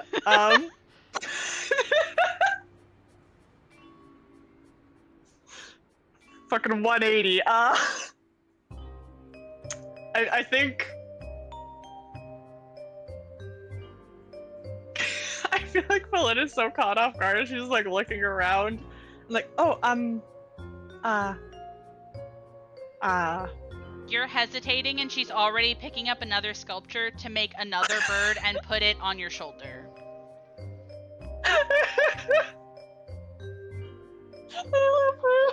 Thank you. Quandrix is the autism campus. Quandrix and Witherbloom are where the autistics go. It's the green. Yes.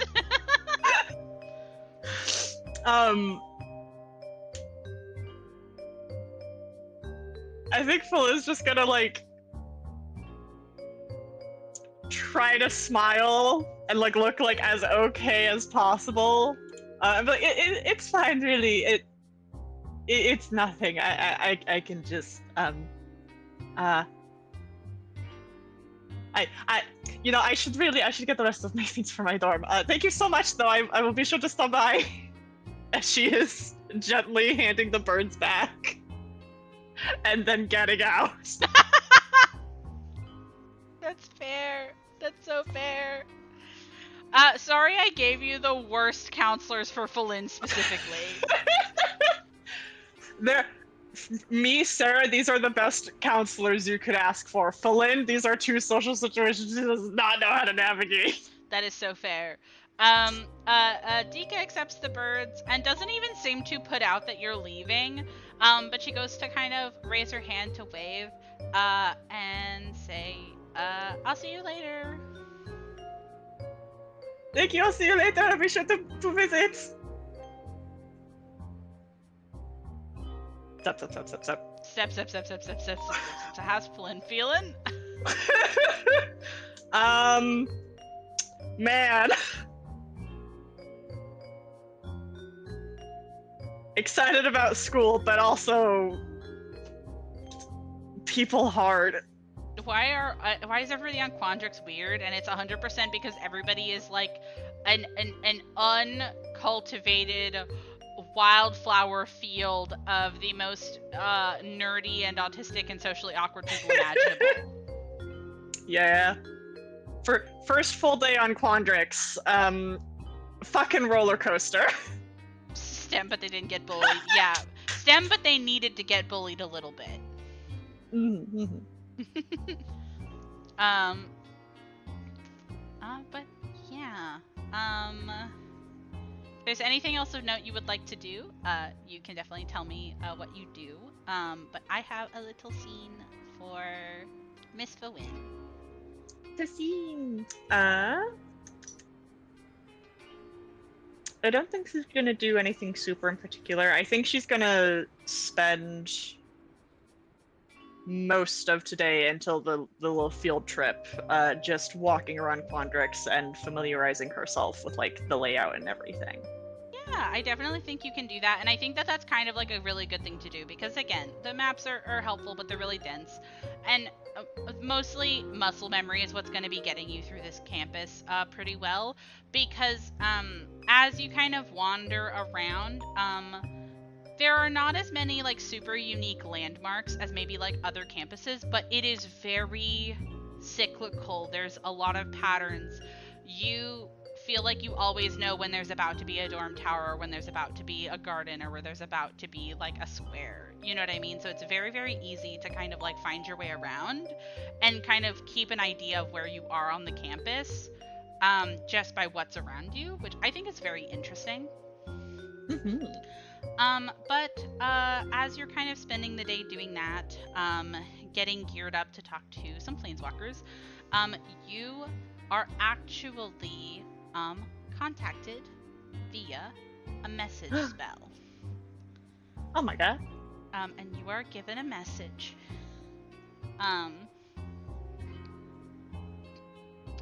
And you hear it sort of in your brain by the voice of Onyx. And she kind of greets, hello, Felin. I hope that you're getting settled in well. At your earliest convenience, I would like you to come talk to me at the Biblioplex. Oh my god. And you can respond. Yeah, I'll just say, good day. I'm settling in well, thank you. I am not busy at the moment, so I can go right away. Okay. You do not get a second message. So you go over to the Biblioplex? Yeah. Okay, Slay, hold on, let me change the backdrop.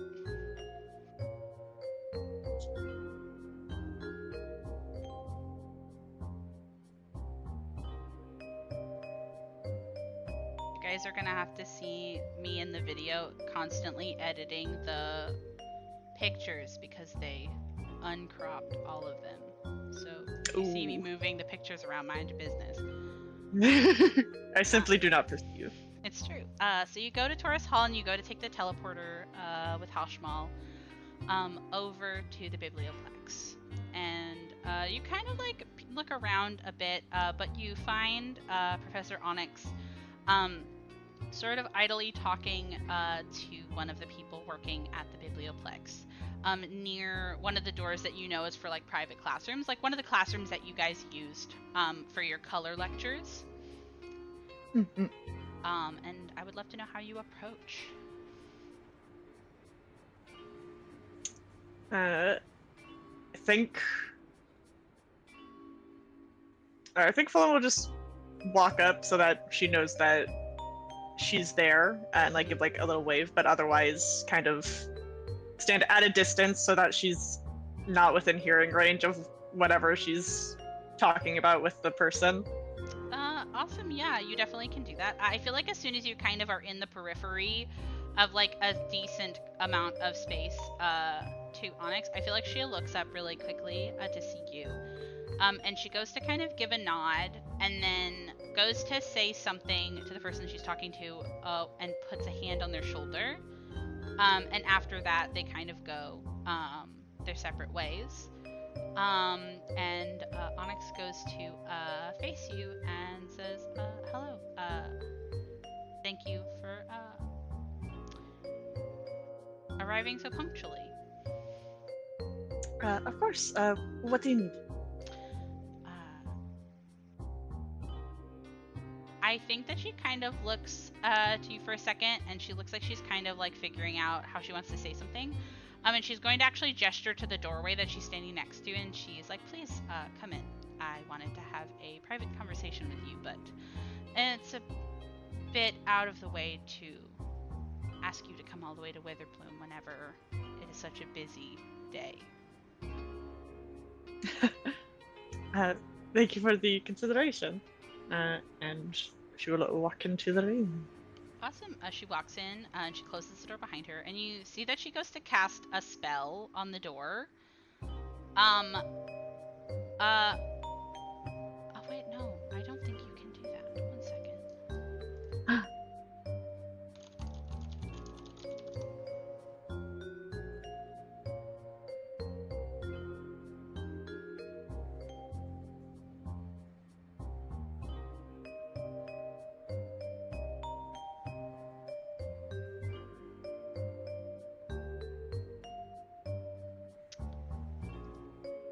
So I think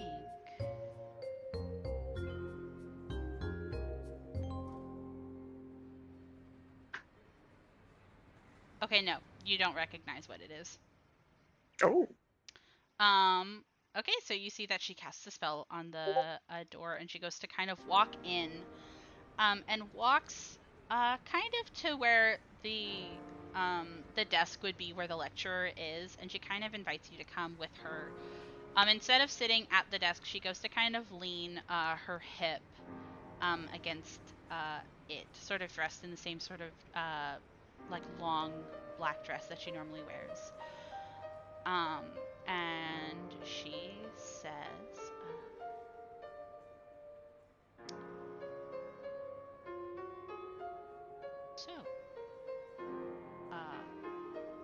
it's very lucky that you haven't sparked yet. Yes, I am quite thankful for that, to be honest. I am as well. I feel like we handled Motiva and Ashan's sparking and extraction and reintegration very well for a first run. After some of the happenings of the last year, I am...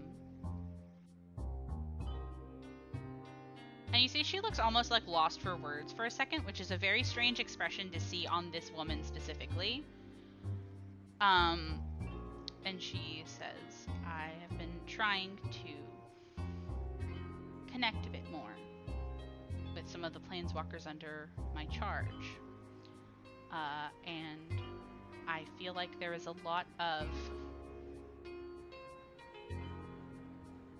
self-preservation in our relationships with one another, sure, but also a lot of trust. Do you think that you would agree? I would agree so, yes. Then I would like to extend to you a showing of my portion of that trust. I have not been able to share it with everyone. I am having to be very careful with who I am sharing this with at what time. Because I know that not every student of mine would have a particularly safe reaction.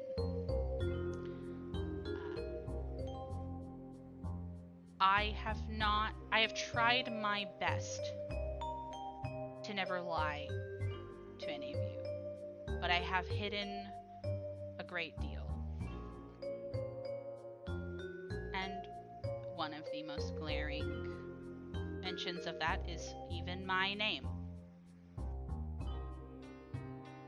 Seraphina Onyx is an alias that I started using when I came back to Arcavios. I came back here specifically to research something that I felt like I needed to find. But that is neither here nor there. The most important bit is that I have not equipped you all with the information that can help you make your best informed decisions when interacting with me and the Gatewatch.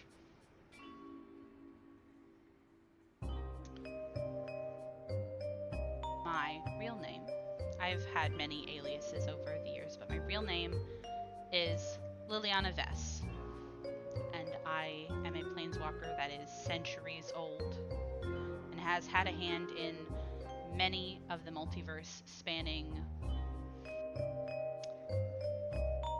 let's say, machinations of other planeswalkers. I have a name that's very prolific and very easily identifiable, and I couldn't risk certain other planeswalkers knowing that I was here. But some people are finding out organically, and it is better that this is out in the open moving forward. If you have any questions for me, I will answer them in the most honest way that I can, but know that that means a lot of my answers will not be pleasant.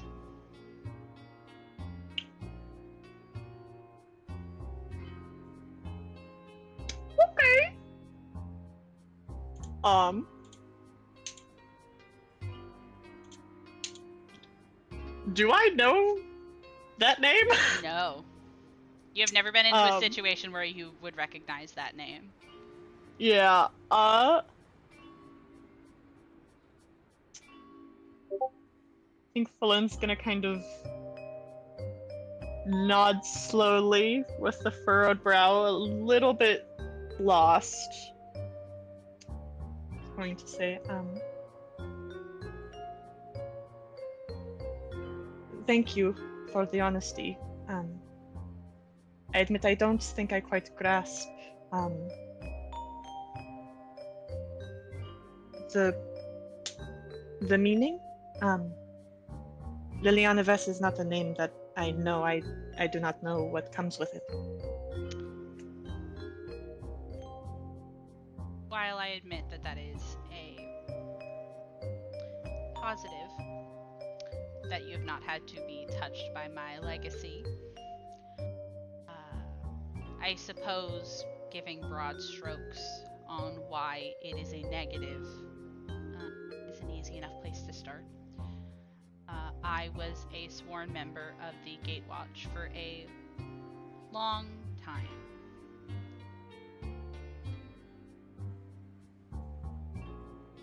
But a lot of times I moved in my own spaces. I've been a planeswalker for longer than most that you will meet. I know that I have talked about the Gatewatch through Teferi, pretty much only through Teferi, and it's because, to the knowledge of anyone else who previously worked with me, I was assassinated. There was a time in my past where, because of the things that I have done, I was hunted by other planeswalkers. And the only reason I am alive here to help any of you is because a scant 3 decided to let me fake my own death instead of kill me when they had the chance.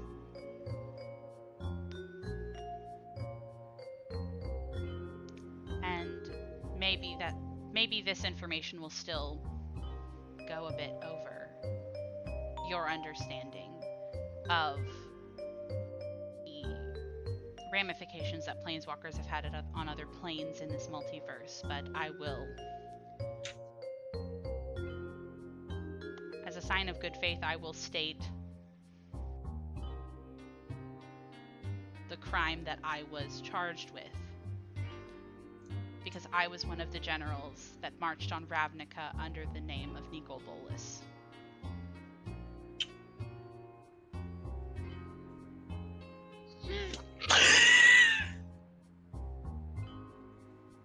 Flatmates with Chad, huh?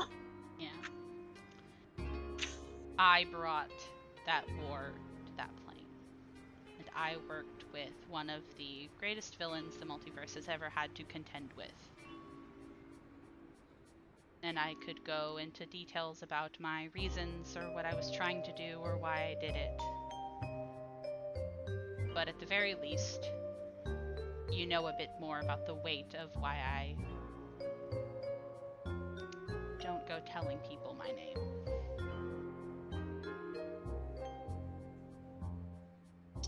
And I hope you can understand why I am very particular about who I am telling and when.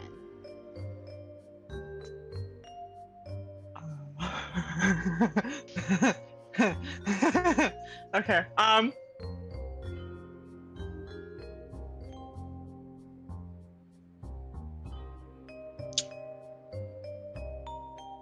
I do think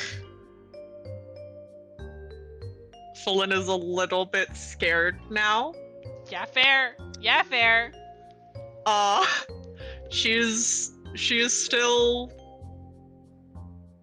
She's holding strong. She's not obviously panicking or anything or like shit like that. But she's gonna kind of start fidgeting with her hands and ask, "Why? did you?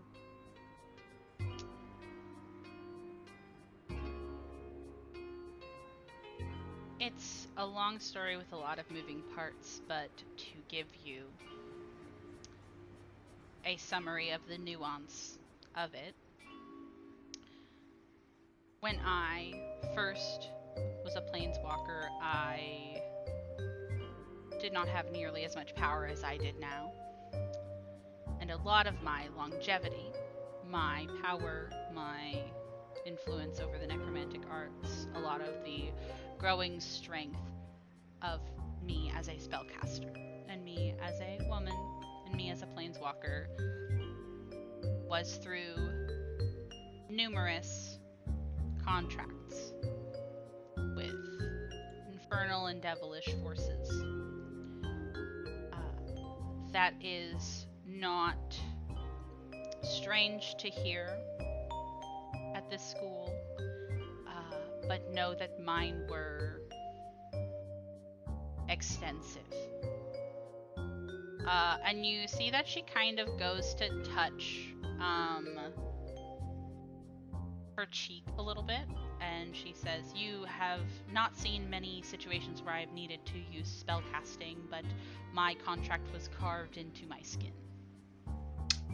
I was owned body and soul, and the only thing I had was my power, and not a lot of people who could stand in my way. I was young, stupid, and moving through a world where I did not meet peers of my caliber very often.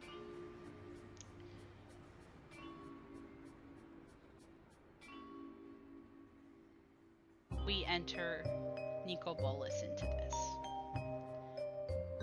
He has not only menaced Amonkhet or Ravnica, though those are the two planes that have suffered the most at his hands, but at one point he used his means on Amonkhet to amass an army of undead loyal to him.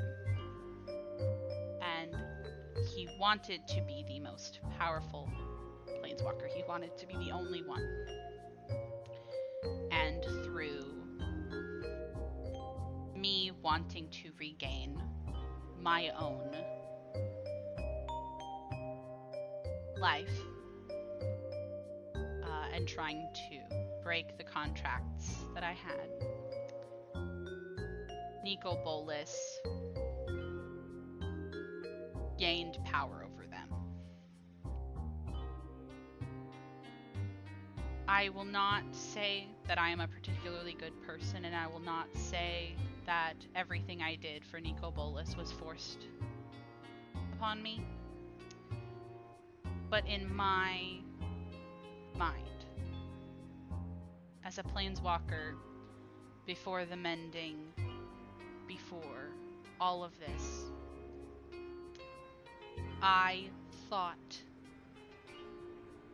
that if I went against him and was killed for it, I would do less to stop him or slow him down than working for him and trying to influence what he did and the path and trajectory that he had.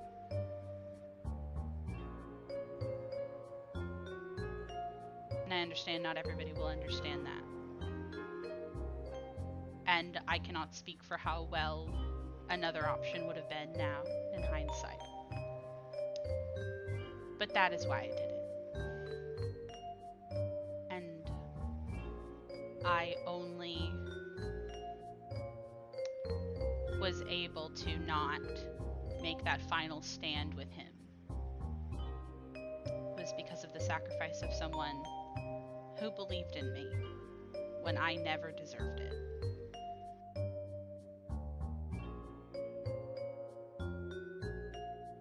And so that goes into semantics, and that goes into how I have tried to instill a trust and understanding that I give a damn about what happens to the people here, and it's because I am actively trying to be a better person for the memory of someone who gave me the benefit of redemption that I shouldn't have got.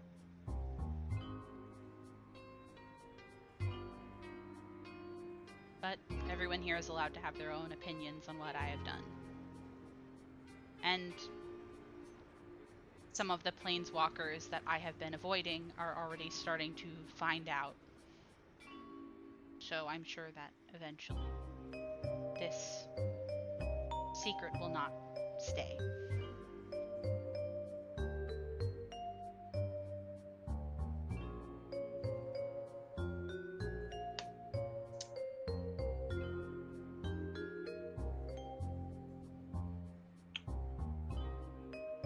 One will nod.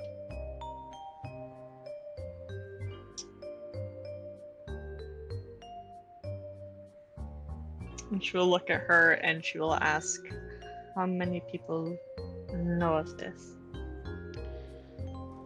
As of right now, only about 3 or 4.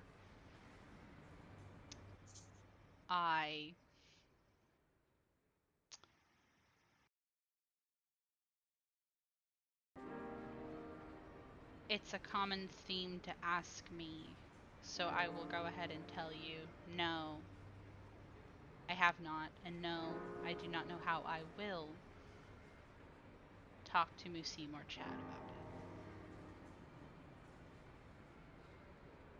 it. But I'm sure you will know when I do.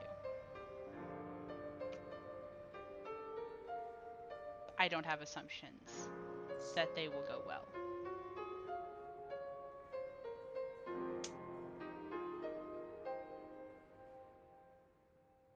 They would be well within their rights. I agree.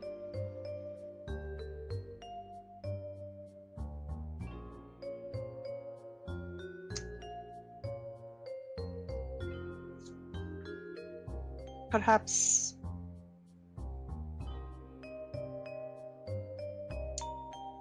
this may be ignorant of me. It was not my worlds who were affected by what you did, but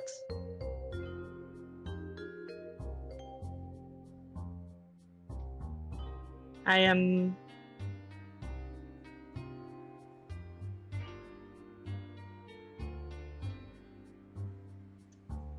the concept of possibility has been a central point of my life. So in my eyes,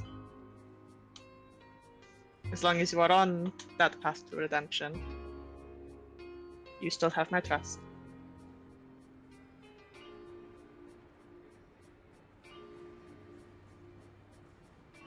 And I thank you for giving me yours with this. She goes to nod and she says, I can appreciate your worldview.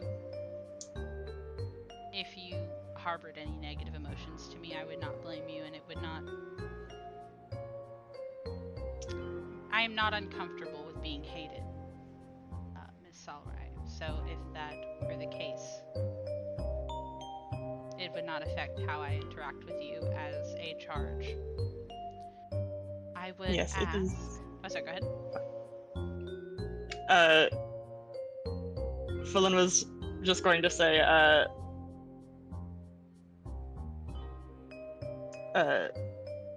sorry, my brain is short-circuiting. No, it's okay. That was a lot of info.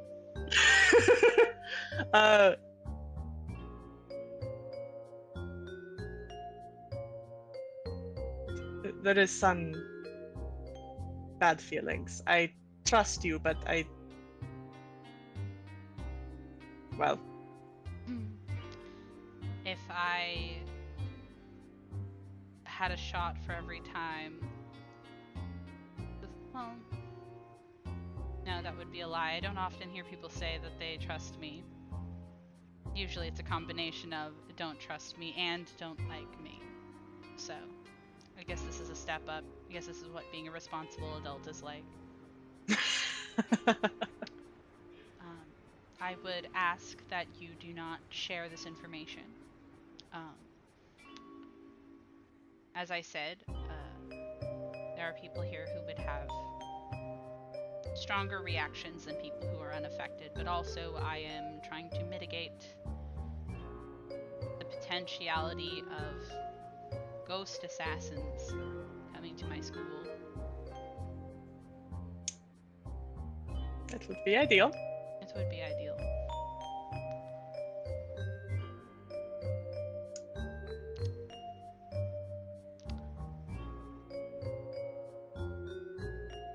Good talk.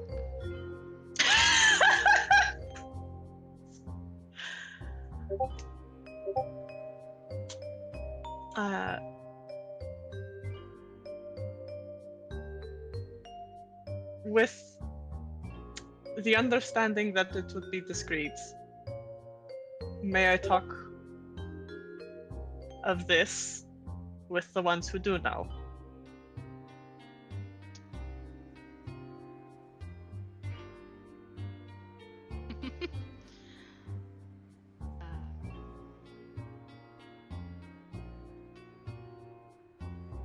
I suppose if you wish to conspire against me, that is within your rights.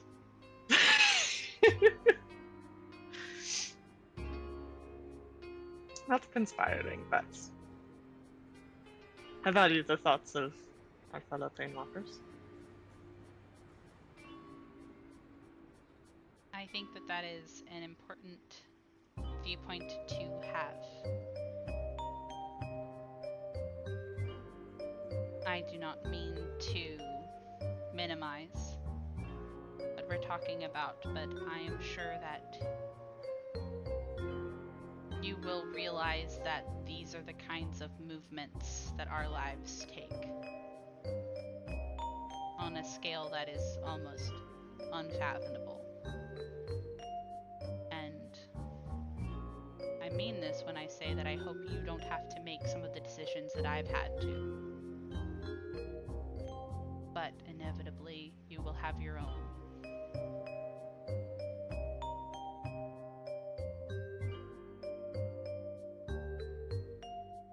Admittedly, I don't think I have reached the point of fully realizing that, but it is creeping over my mind, shall I say.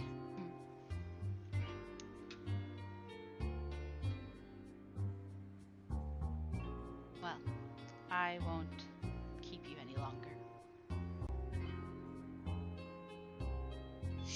Try to enjoy your school year.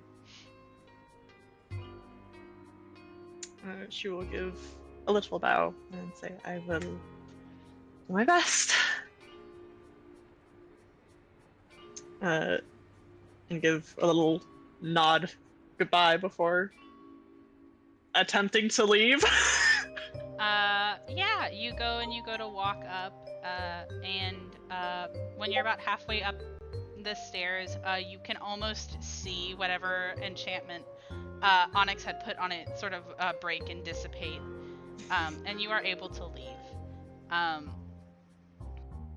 This is just for fun and for me, in case you don't look back, but if you do look back, I feel like you see Onyx take out a flask.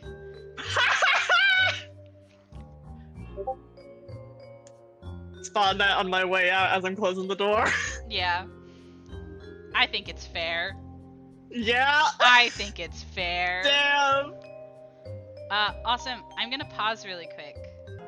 Alright, we come back and it is the same first day, the day where we're on the cusp of something greater, something happening. We're on the edge before a precipice, and you are about to meet a group of new planeswalkers. You haven't been necessarily told that there will be planeswalkers, but you feel it. There were so many of you this year that there's no way they wouldn't have been able to find more. And you come together with this plan to go and see them, to kind of get an idea on what they're like. And I would love for you guys to tell me what you guys are going to do to set this up, and if you invite anybody. We To have go sneaking in though. out to the the vast lands.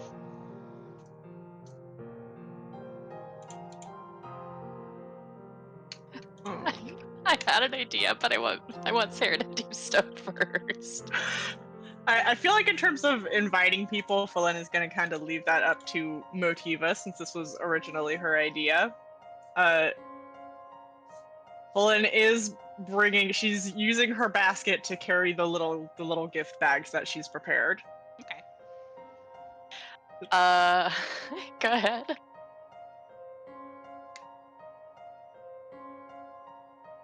Speak. What? Oh, were you gonna add anything? Oh no, I'm dead. Oh, I'm silly. Motiva is going to send a text to Giselle, Ashawn, and Chad. Okay, Slay. They all have a text.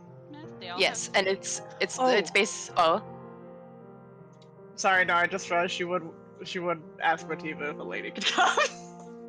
I mean, Motiva's also gonna ask if River wants to come, so you can invite a lady. Hey.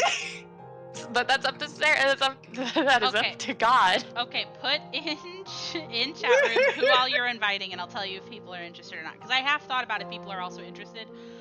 Because some people like mischief, some people think that would be exciting, some people are worried that you guys are gonna get in trouble, and then some people also are like legitimately really interested.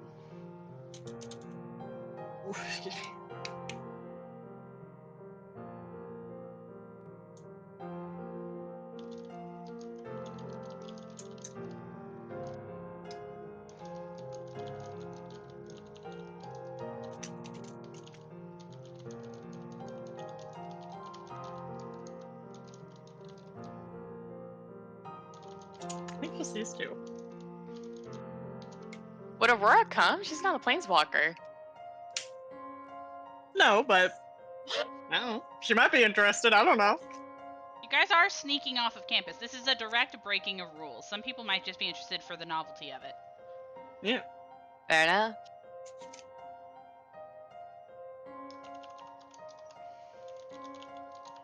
I will say, I think she would text Mina and Grayson and ask if they would like an update on who they are for sake of interest. Ooh, okay.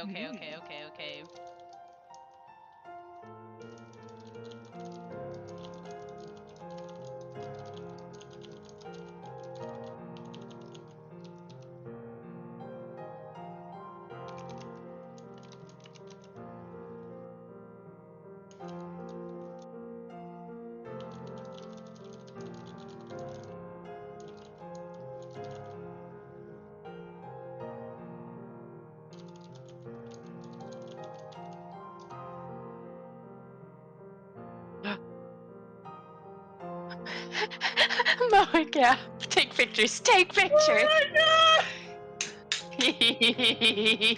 This God is whenever bless. you find out that Aurora is a little bit of a poser. Oh my I God. love that for her. I love that Sometimes for you're a her. goth, but not a punk, okay? Yeah. Okay. We're going to fucking assemble. Assemble the squad. Okay. So you assemble the squad. I think that all of them who say yes are particularly excited or interested and are kind of like gabbing and gossiping about seeing the new planeswalkers.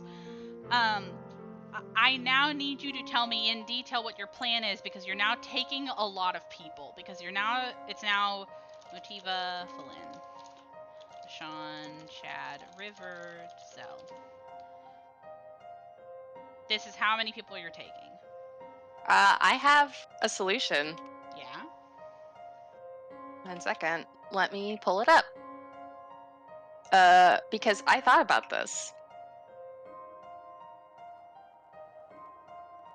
If Wanderer's Guide will load. I have an invisibility sphere. Okay, I'm gonna read that. Visibility sphere.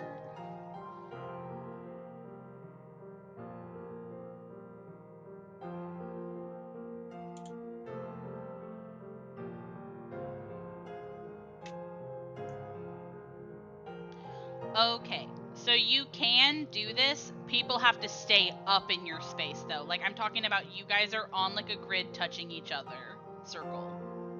We're all gonna be very comfy. We're all gonna get to know each other very biblically. It's true. We- Go ahead. I was gonna make a joke about we were walking like a group of teens in a mall. Literally, you guys have to walk like a fucking Viking shield wall right now. I have a question for you again. Are you going to try to sneak out traditionally and then use it whenever you guys are up there?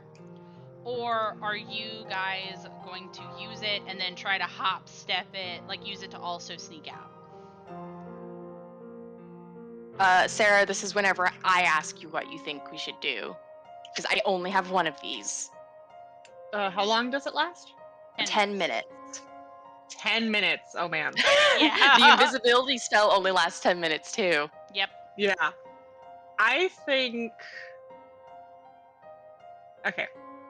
Because my thinking is that once we're out there, as long as we're keeping a distance, it should be easier for us to hide. So I feel like using it for when we are actively sneaking out, because I feel like that'll be harder to do comparatively. I think that that's a really good idea. On the topic of being able to hide when you're out there, though, the Vastlands are called that for a reason. It's just flat lands and small grass. Like, there's not even, like, tall grass. It's like a savanna. It's flat. Oh, I was imagining the grass being tall. I remember us walking through a forest. No, you walked past a forest. You could see a forest in the distance. That will be useful, though. That's where we could camp. Ooh. That's where we could camp whenever. Okay. Well, Crap. Well, go ahead. I have to reiterate, the forest was the edge of the bog. Like, that would be campus still. You passed it on your way to the central campus. No. What I'm saying is, consider for me, Sarah, we don't use the invisibility sphere on the way there. We use it on the way back. Hoof it, and then we hide in the trees. Because if they catch us, then we aren't breaking the rules. We're just being quirky little snoops. True. Yeah. So your hope is to not get caught coming back in, right? Mm-hmm. Yeah. Okay. Okay. I want you to give me a play-by-play of this plan, so we all are in agreement. Sarah, can you repeat back the plan, because I'm bad at explaining things? Oh god, I'm also bad at explaining. You make better English than me. Go ahead. It's debatable. We take our merry gang. We sneak off campus. We try to sneak off campus. Keep distance in the fields. Lay down commando style. Okay. And then how do you get back on? Use any means necessary. Any means necessary. Probably the Dome of Invisibility. Because Motiva has a plan for whenever we're off the campus the first time. And it does not involve any of you. Okay, so I now have a question.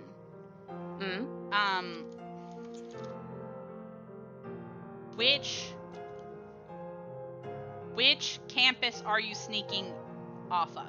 There's 5.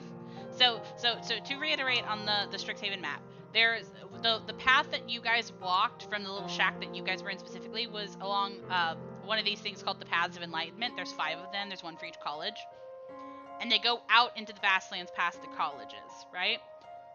Mm-hmm. Which college are you sneaking off of? I imagine Witherbloom, since that's the one that has the forest on the edge of it. Yeah. That leads to the most coverage. And we can snoop better. Yes. Oof, shit.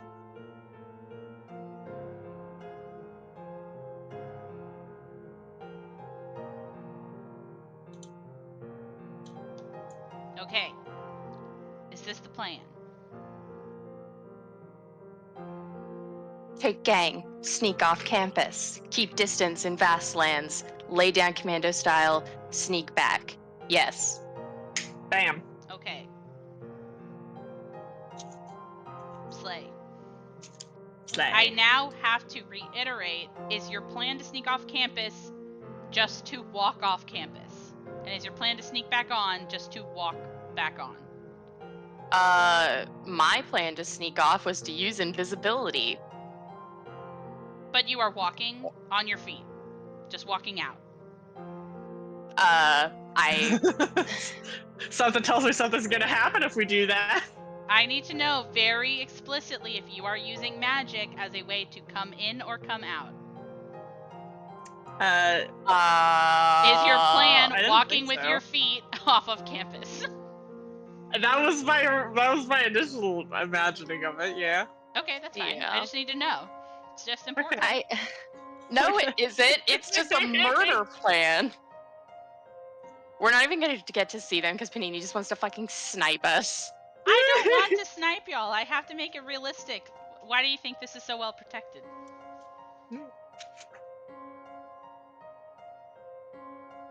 Anyways. Alright. So, are either of you expert in stealth?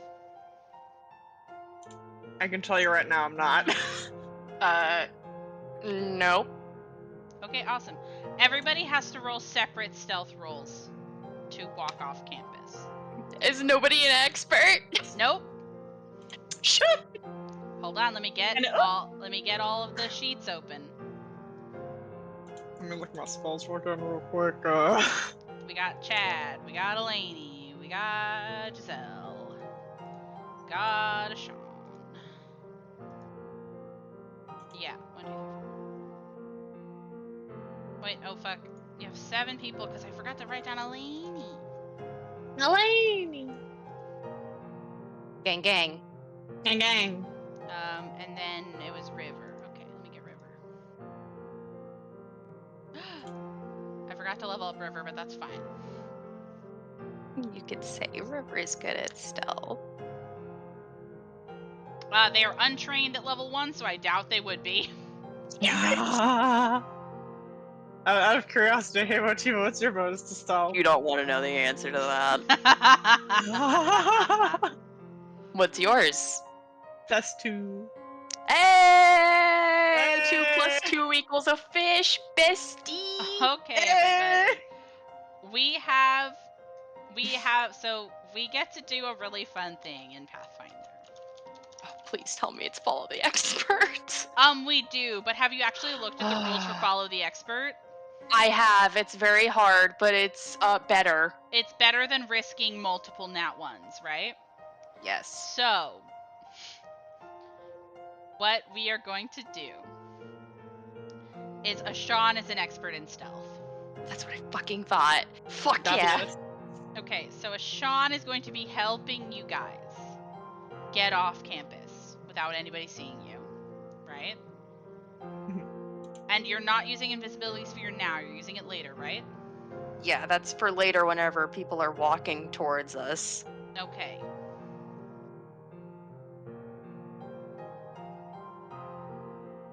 Okay.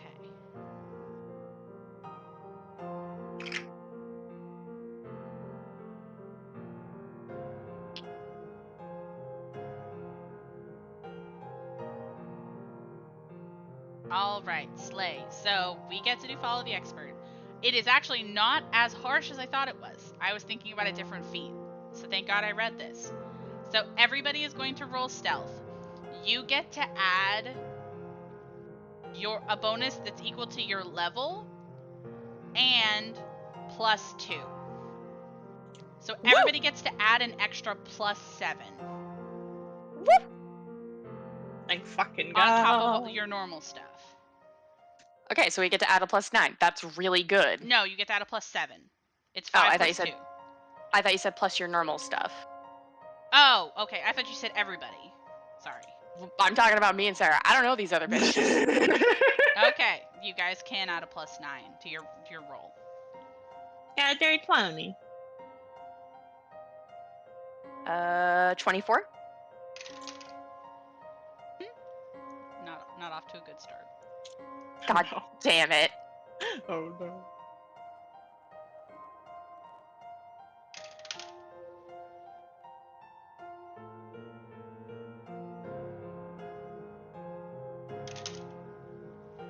Giselle got a nat 20. That's fun.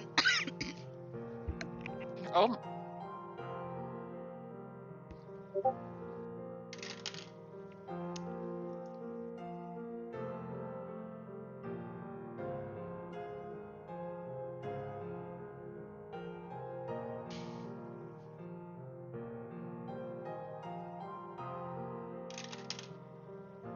Chad also got a nat 20. What the fuck? But something really funny. Do you want to hear what your lowest roll was? Huh. So Elaney. Oh, wait. So Elaney got a 2 on the die, which is really close to disaster. But thankfully, they're trained in stealth alongside all of the benefits. So they get a dirty 20. That's the lowest roll that you guys have gotten because of this.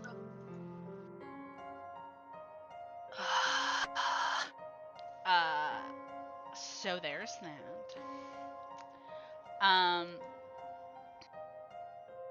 But you guys, go.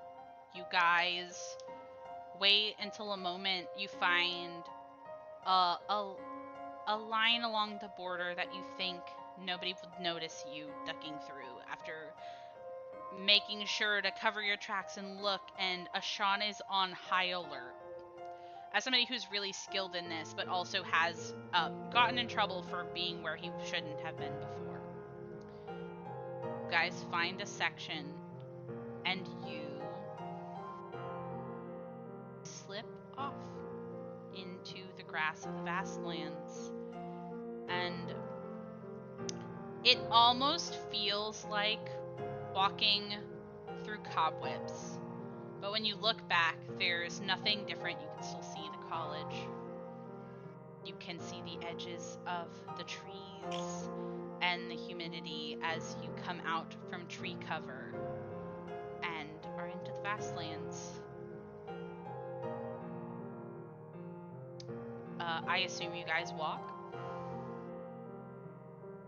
Oh my Yup. god. We get to redo the Walk of Enlightenment. Oh my god. Yeah, you get to Oh do my it twice God. because it's going to take hours to get out there. Yeah. And hours to get back. Yeah. And so you guys walk, and a majority of you are used to physical exertion. I would argue Falin and Giselle probably have the hardest time. But Giselle doesn't particularly complain.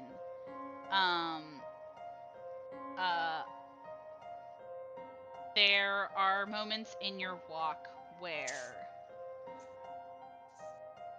like, Ashan or River almost go forward to scout ahead or to look if there are things that they notice in the distance as you guys are retracing that path you did last year, a full year ago. And there are times when, Falin in particular, you notice because they make it apparent that the walk is a little boring. But you are here to talk with them, and they lean on you, and occasionally will go to, like, you can tell that they want to touch your shoulders, but they're starting to get really, really good at not getting your clothes wet. So they'll only go to touch the little cutouts in your sleeves. Aw. But you guys walk, and it's poignant. I feel like it's an interesting experience to have as you walk out to a little shack. I am assuming you are not getting really close to it, because you guys are going to keep your distance and try to lay down on your belly in the grass, because that is your best shot. Oof, And doesn't I'm gonna say that that's a simple enough action that it can keep your previous stealth rolls. As you kind of go and you lay on your belly, and some of your outfits make it a little uncomfortable. It's a bit itchy. You have to adjust how you're sitting, and you realistically don't know when they're going to emerge. And there are moments where some of you even worry that you've already missed it. But While yeah, we are waiting, yeah. just because I wanna be able to try out the spell. I don't know if I'll be able to get anything. Can I cast I don't know how to pronounce it. Augury. Augury? Ooh, Augury? Let me check. Yeah, augury. Let me look Just at because I think it'd be fun. Ooh. Okay. What particular course of action are you asking about? Us hiding out here. Okay.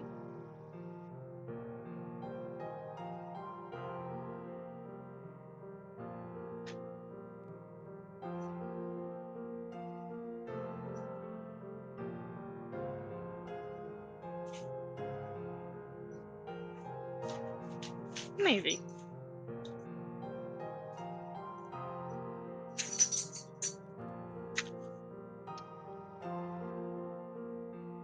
You go to cast this, and you really focus on the happenings in front of you. And you think, maybe now I should get used to the idea if this is going to end badly. I should see so I can prepare myself, because you guys are already out here, you know. But you feel more than anything.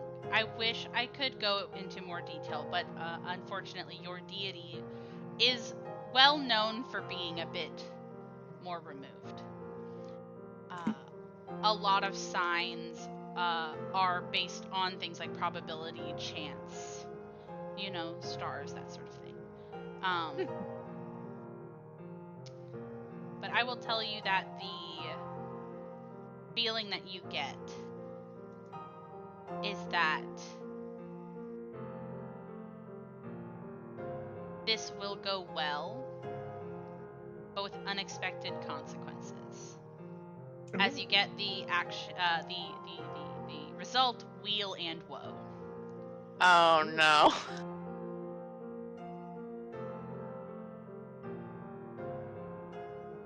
Write that down. Okay.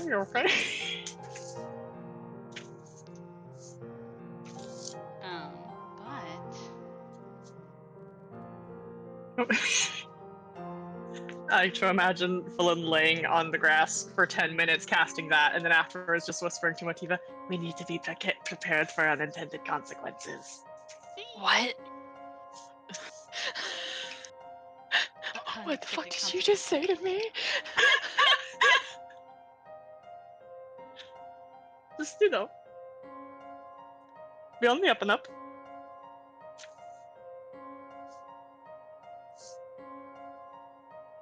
Okay. I wish I could give more than that, but I can't. Okay.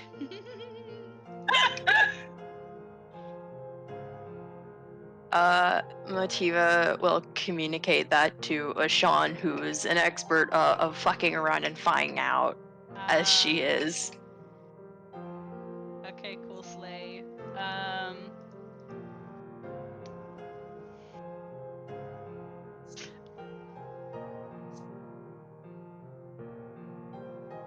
Oh, that's a good question. Hold on, actually, they have spells that they can use.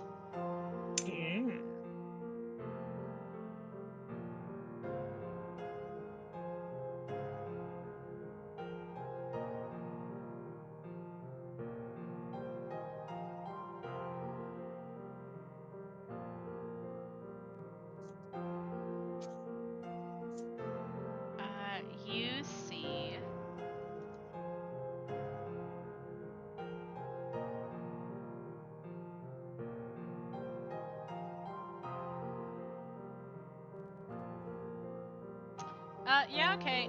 You say that to Ashan, and Ashan kind of goes to make a noise, and you see him cast a spell on himself.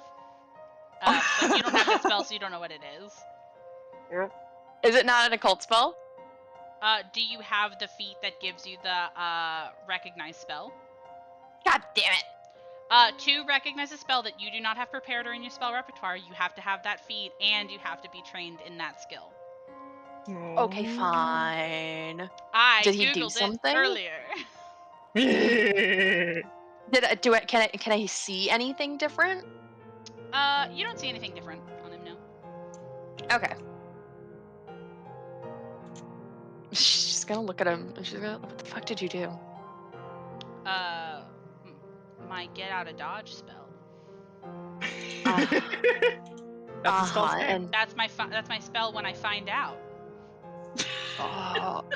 what did you? I'm guessing this doesn't involve helping any of us.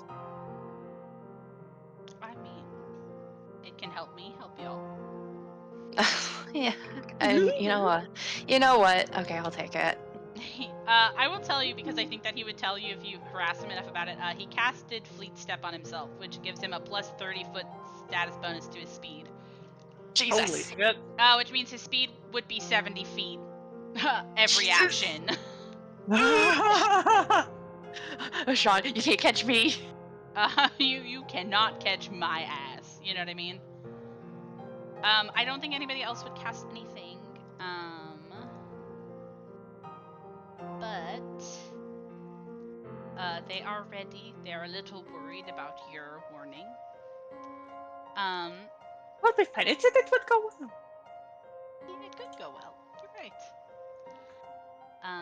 But as you're waiting, you see the door go to open of the shack, and you see a familiar figure. You see Mavinda, wearing her sort of gray administration robes, as she opens the door and leads a group of people out into the sun.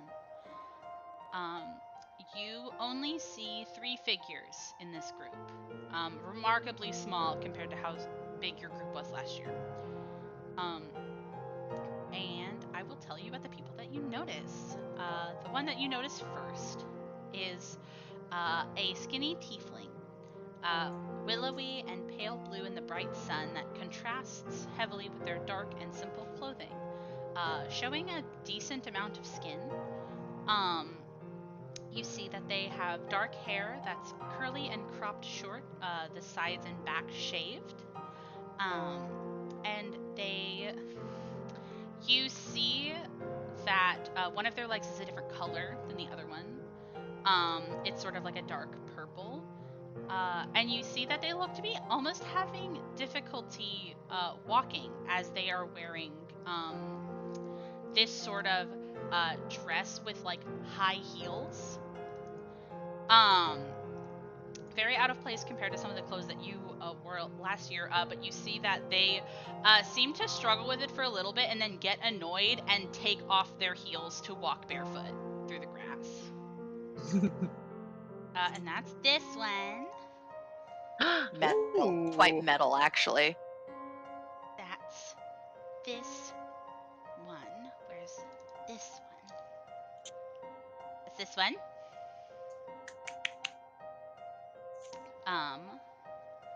The second figure you see is a human, tall and built strong, with a softness to their figure that shows in a way that they move. They're wearing this sort of like layered outfit of cloth and armor, fully armed to the teeth. As you can see, a halberd strapped to their back. You can see that they have tan skin that's healthy and warm with scars running over their arms. That you can see one of their arms is bare, and has these sort of pale patches that are hard to define from how far away you are. Their white hair is pulled up, but less surprising. But more surprising is the creature walking alongside them. a huge armored quadruped that lumbers next to the group. And that is going to be this one. Let me get that outfit. Let me get that outfit. There you go. There you are. This is the outfit. This is the pig crew. And this is the one that has the pangolin. I don't know if Motiva knows what a pangolin is, but that is an earth creature. I think that Motiva would know what a pangolin is. I think that they're pretty well-known little guys. I think she would know. You know what I think it is? I think she'd know. She'd be like, "Oh, I saw that in a book once. What's the name of it? I don't know." But it's easily like 8 feet long. This is a medium-sized creature. This is as big as the person walking next to it. That's quite awesome, actually. Yeah. And then you see the third figure. Last figure is hard to spot, a bit small and less flashy compared to the other two, with simple dark clothes that show a regality to their countenance, especially with their slow, methodical gait, as they are dressed in layers of furs and leather and metal. Despite the, I would say, modesty of it, it shows a well-defined craftsmanship. And their green skin that they have isn't too surprising, except for the mottled texture and even scarring that you can tell, even more than the last figure that you saw. Their gray braid is long, almost trailing on the ground until they pick it up to pull it over their shoulder, a seemingly unintentional habit. And I'll give you the outfit for this one.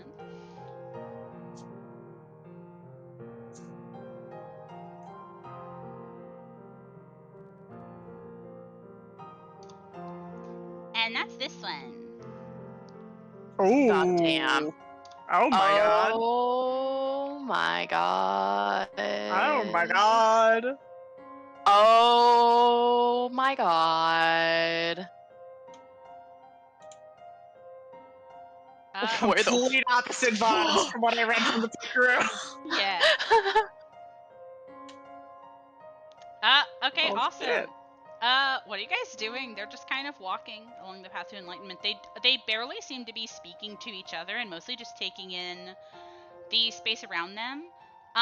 Which I don't think you can blame them, because that's how you were when you first came to this place. I have to roll some stuff. Stop. Stop rolling things.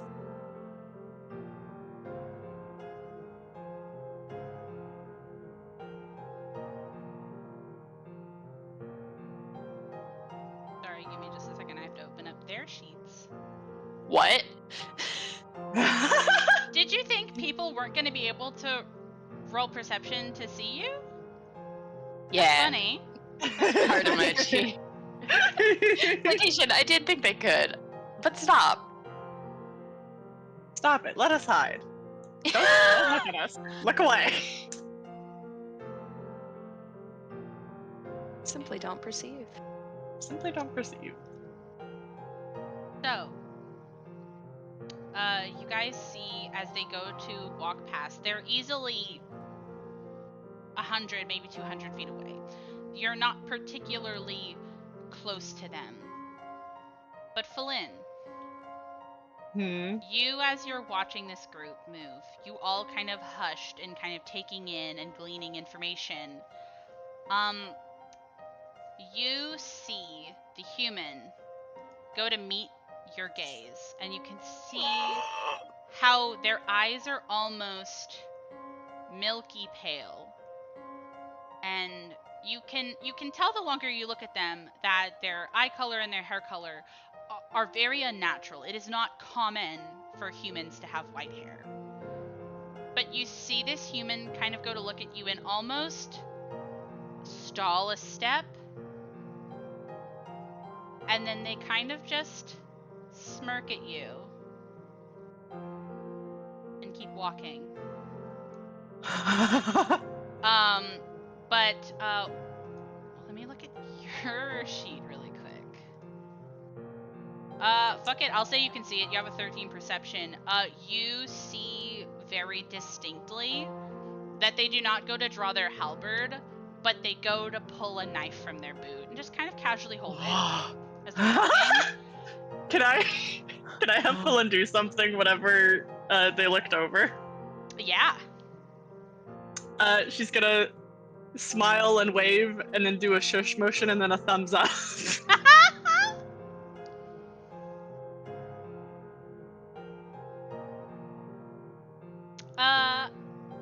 I definitely think you can do that. I don't think that it changes much about that course of interactions, but I think that you can kind of tell that the figure almost seems to be smiling or amused at having spotted you. They are still holding the knife, though. Yeah. That's the kind of archetype they are. I hope it's readable. I like it. I like it. I like it. I like it. enjoy I like it. Okay. Okay, let's go. Yeah, Let's what are you guys fucking go. doing? Slowly hoofing it. Yeah. Yeah. Until they are out of fucking sight, and then we yeet. Yeah. Okay. Awesome. Slay.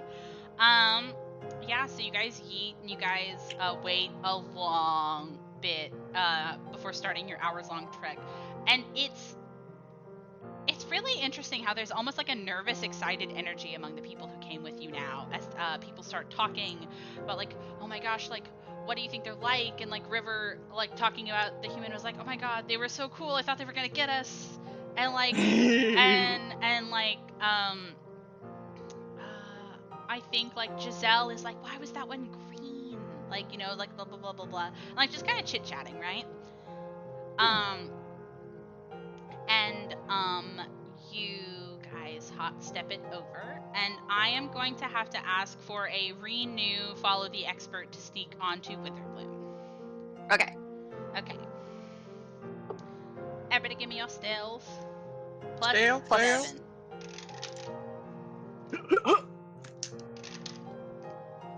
19. 22. Ooh, sexy. I love having a +9 that's not mine. Alright. I have to bring a shot everywhere now. Yeah, for real.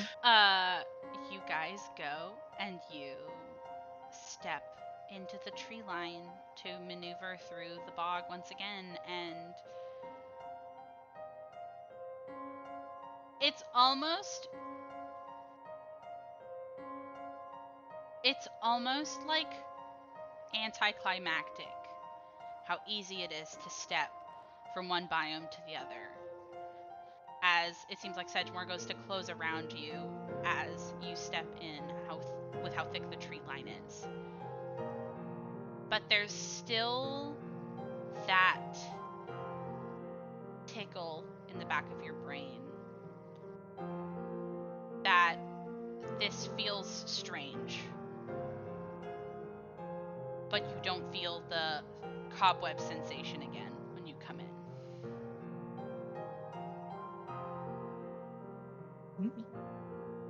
What are you guys doing? You guys just gonna go separate ways? Are you gonna go try to talk to the first years? Are you gonna, Motiva, are you gonna try your plan to spy on them? I think Motiva wants to say something to Ashawn first. Okay. Motiva's gonna look to Ashawn, and I didn't want to make a big deal about it, but I really do think whenever all of the planeswalkers started stepping out, she went from being excited and quiet to just looking so stressed and sad. And she's gonna look to Ashawn, and she's just gonna say it. She's gonna say, we are probably going to have to take care of them. You see him kind of stop for a second when you say that, and he goes to sigh. Yeah. and he kind of waits for a second, and he kind of like looks off back towards the vast lands. And I think he's gonna kind of mutter, I didn't expect it to feel so weird seeing people that we know it's gonna happen to.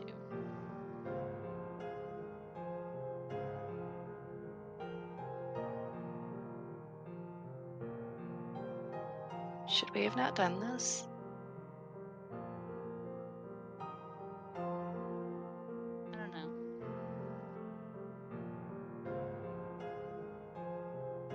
But we fucked around, and I guess we'll find out. You know? Yeah. Find out eventually.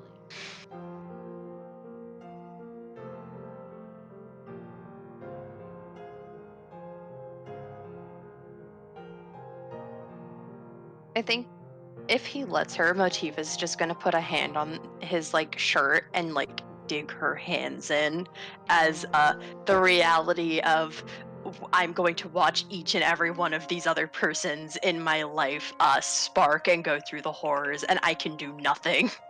And they might die. Yeah. It's a heavy feeling. It's a heavy feeling that only you and Ashan understand right now. You know? Yeah, like she's like thinking about the first years, and then she like kind of looks ahead to like the rest of them, and she's just sick. I think that he lets you, and I think he's gonna kind of put an arm around your shoulder, and kind of rub the skin of your other arm, and he'll walk the rest of the way back with you like that.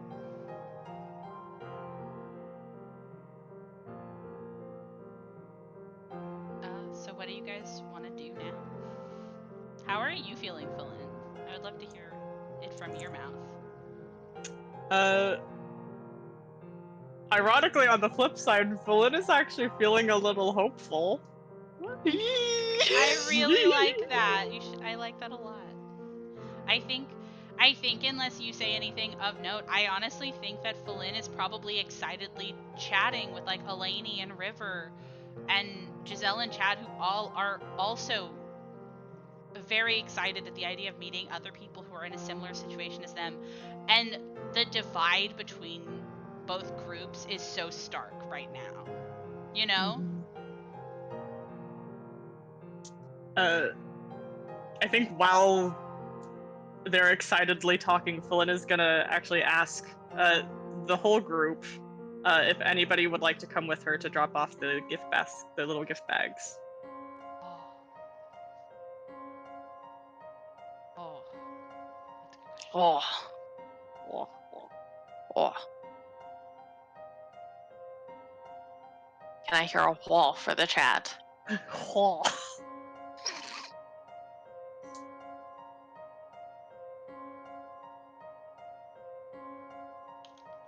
Sorry, I am looking around to see.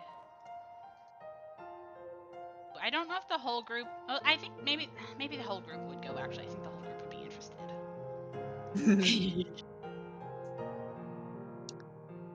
I think if Ashan and Motiva are off to the side a bit, and Philin notices, she will walk up very happily, completely fucking unawares of what they're going through. And just might say, do you want to come with?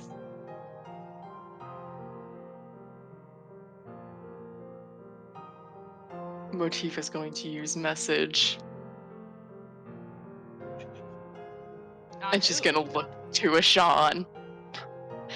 And she's gonna say, please don't leave me alone. Oh!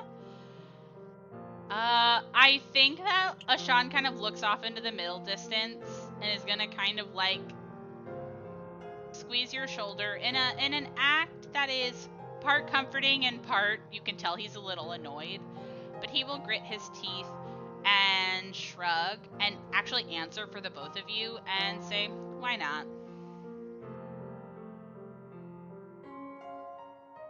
Flynn does a little happy dance. This is so exciting.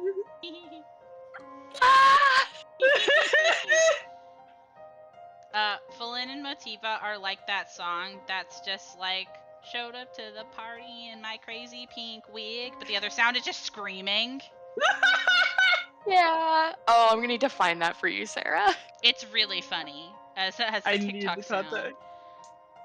But yeah, you guys can go, and you can go there. I'm gonna really quickly pause so I can find more music.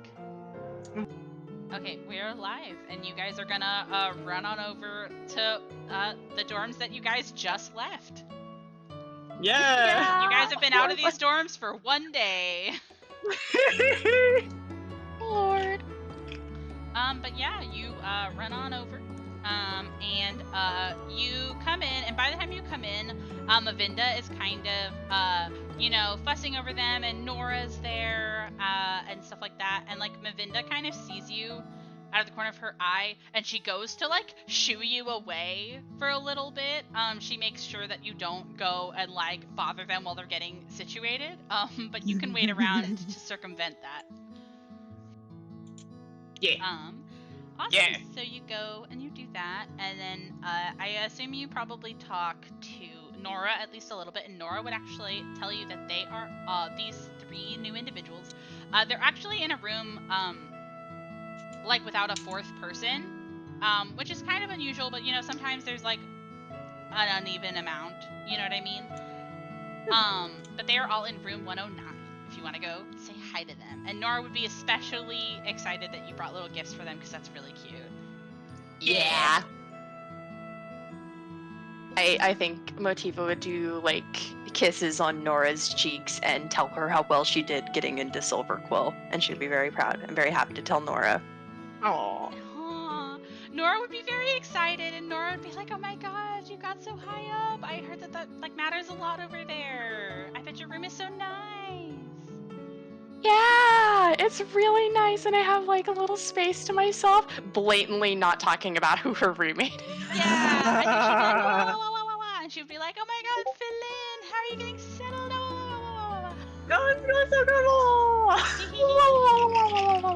Shooting the shit. She is so excited to interact with you guys. She carry you guys a lot. Aww. Because she's now a 3rd year. Everybody's Yay! progressing in time. Oh my god. It's actually really cool because she would talk about how normally, if you're a Prismari student, you would get your own room in your studio, but since she's been an RA, she's got a solo room this whole time, so... She's the lucky one. It's true. But yeah, you shoot the shit with Nora for a little bit, and then you can go up to room 109. Tell me how you're gonna go about meeting new people. Fulin, one of them saw you. Yeah. Philip's plan is really just to knock on the door. Okay, cool. Yeah, you go to knock on the door. It's closed. But you kind of hear a voice, kind of excitedly, and be like, "Oh, I guess there's guests already." And you see the door open, and you see the blue tiefling, who's quite a bit taller than you, Flynn. I wouldn't say as tall as Motiva, but like sort of long and skinny, still in that outfit they're wearing. You see that they're trying to put their heels back on now that it's like not dirt. And you see the figure go, "Oh, hello there." Hello. We are students here. We wanted to welcome you and give you these. And she's gonna hold out her basket so that the bags are on display. Oh my gosh, I guess people know we're important and we're so popular already, and kind of like gives a look at the other 2 in the room and says, "Come in." Clearly ignoring that the green one that you saw looks annoyed at the idea that people are being invited into their room. Come in, it's good to make friends, isn't it? Motiva's just gonna look at Ashan, and she's just gonna look at him. Foiled. Mirrors. There's always one bitch that doesn't want to be there. But yeah, you get invited in. And the tiefling goes to immediately start rattling off and be like, it's so exciting that people literally, like, we just got here and already people are at our doors ready to be friends with us. Oh, I'm so sorry. I'm getting ahead of myself. My name is Amaretto. What's your name? My name is Feline. It's so nice to meet you. It's nice to meet you. Hold on, I'll type How it. do you spell that? It is like Amaretto, the flavoring, like the liqueur. Amaretto. Like the cask of Amaretto. That's Amontillado, first of all. Amaretto is a liqueur. I'm gonna bite you. No. Motiva's actually gonna smile and say, I'm Motiva. She goes to give you a little curtsy. It's a little hard to do with her dress being so skin tight. She gives you a little curtsy and she introduces herself to everybody. And you see, the human is already kind of like laying back on one of the top bunks. And the pangolin is on the free bed. Yeah. Nice. Ideal. That's the fourth roommate. God, Panini, why are you so rude? I'm so rude to this giant pangolin who's actually the fourth roommate. You're right. But yeah, I think that I think she's immediately rubbing elbows and trying to schmooze. I think she tries to get you to sit down on her bed, and she starts talking about the walk, and she's like, I'm not gonna complain about it too much, but my dogs are barking. Oh, believe me, I know I came in similar attire. Not Oh my gosh. exactly They this. should've This warned is me. very fancy. I know. It should have been included in the letter. It should have been. Motiva's gonna look to Feline and it's just like, don't you have a med pack or something? You could treat the foot. Let me double check. You got band-aids? I do have healer's tools. Yeah. You put Yeah. band-aids on the blisters. And she I think Amaretto is gonna give a bit of a laugh and say, don't spoil me too much, I'll get used to it. Well, I love to spoil, so it is of no concern to me. Well, you better not take that back later. What was And she's gonna wink at you. Yeah, that's what I thought. Motiva's just like, yeah, I'm sure Lainey won't like that, huh?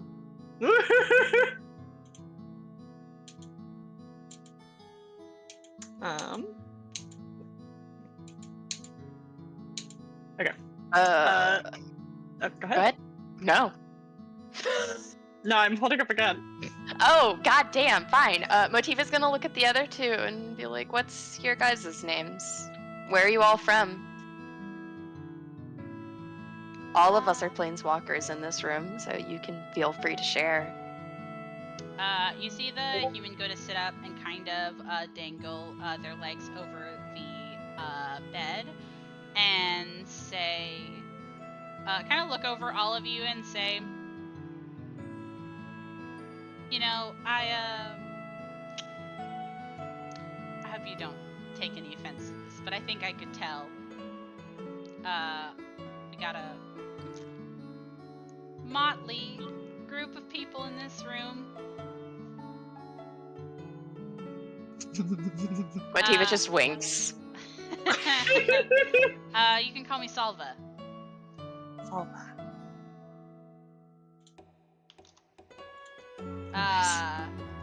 Oh my god, no, I didn't write down the pangolin's name. Hold on. No. You hate the fourth roommate. I'm sorry. No, don't worry. I'm not actually upset, I promise. Okay, Slate. Okay. I have to find it again.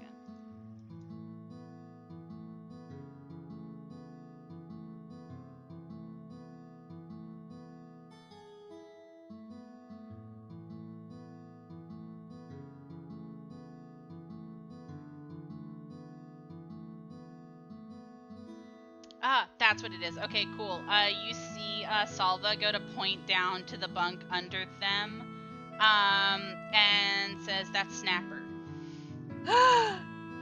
Like a turtle? I was mostly naming it after Snapdax, but like a turtle works. What the hell is a snapjack? You see, there's a moment of recollection. You know, whenever Motiva, I feel like you identify with this really strongly. You know when you see somebody says something and then they realize no one in the room understands, and they're like The in a thing that crisis of nobody's gonna understand my culture references. You know? Yeah, the thing that Motiva understands viscerally because the only time she's been able to talk normally is whenever she was RPing with Wolf. Yes, Panini, I do understand. Yeah, and you see her just go, oh my god. Long story. Really cool monster.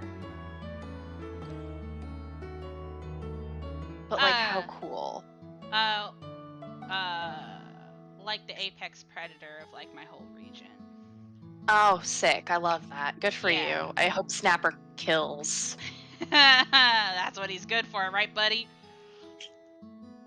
You see Snapper rolls over and looks at you with its long pangolin face.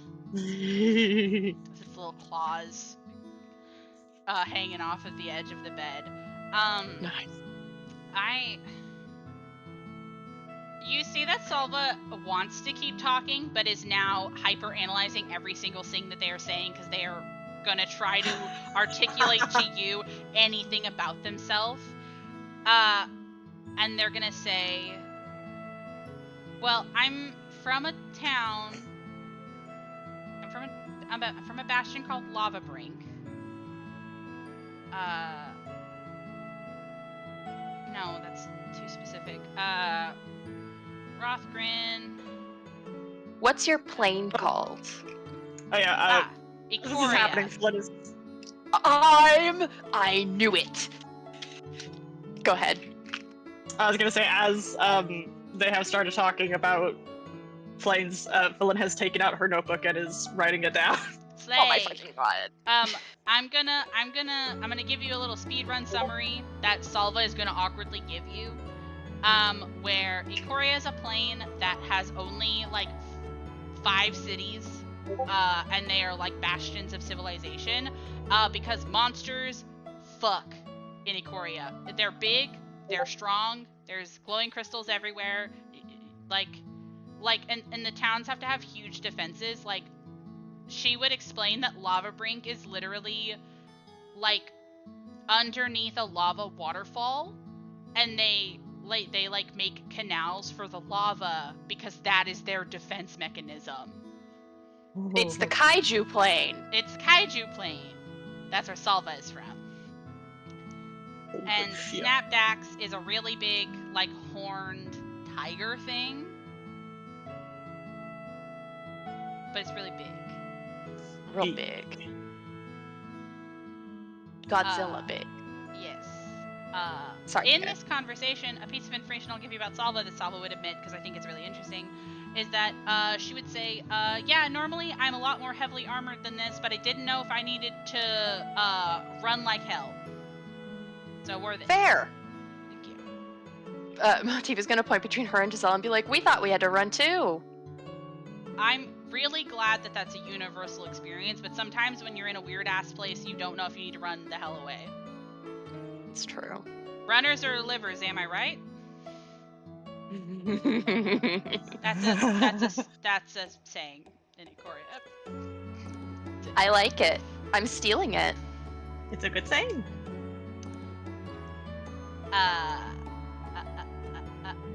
I assume you asked the whole room like where they were from, right? Yeah. Amaretto. Names, where y'all from?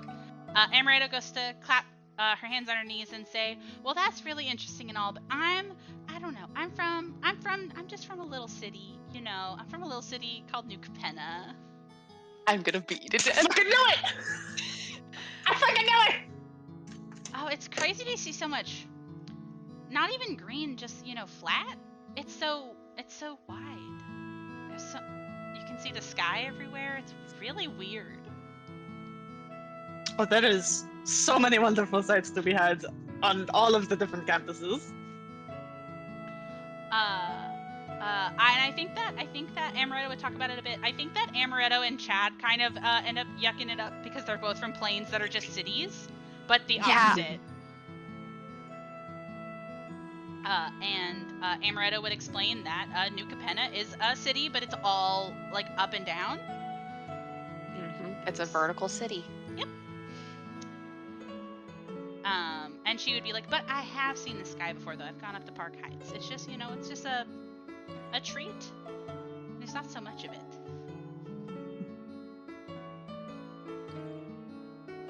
The green one has not particularly interacted with you guys yet. I would like to try a diplomacy check. Okay, what are you saying? Motiva's going to look over, and she's going to smile and say, I understand not wanting to talk a lot, but it's a good thing to start rubbing elbows with other people because you don't know where you'll land in the future. Ooh, that's a good one. Give me that diplomacy. Hiya! Plus 13, 25. You see him almost go to curl his lip for a second, and then he goes to like sigh in an exasperated sigh, and he says, I hate that you're right. And you see he goes to sigh, and he goes to pull himself up a bit, and he's a lot shorter than you, Motiva, but no, not quite as short as Flynn. And he goes to say, in this sort of like affectation of a voice, and he says, I am called Froda. I am...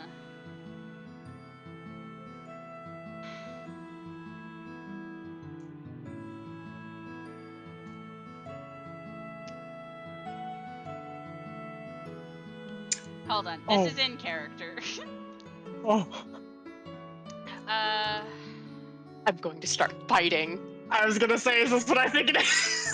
He is going to say, I am Froda. I am known as the Inscrutable. I am right hand and advisor to Narfi, the last High King of Karfell, of the Port of Marn, so on and so forth. Don't think any of you are familiar with my king. Hey, I have a question. In a room full of children. Sorry, go ahead. Is this obviously... Is this obviously like... Hey, is this like a Nordic accent by any chance? Yeah. Motiva's gonna start shooting the shit and speak Scald. You see that almost pulls him up short, and he looks at you, and he looks you up and down. Call me a child again and I throw you out this window, and yes, I can.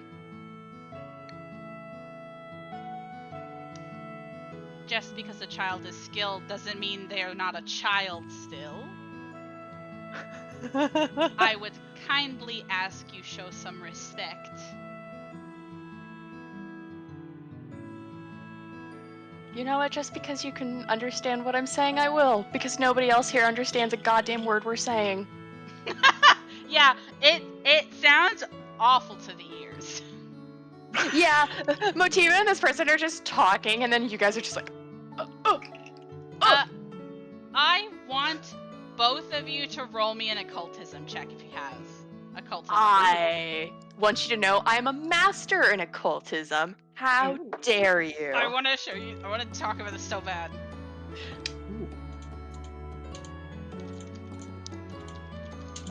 Plus 15, that's a 28.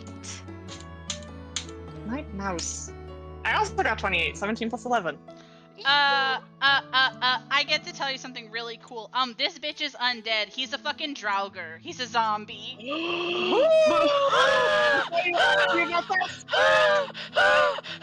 Is this why you were asking how Motiva feels Yeah. about the undead? Oh god. Yeah, he's a Draugr.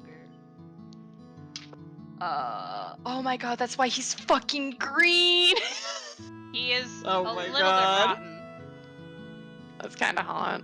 But I will say he is how do I say this? He's still pretty fresh. How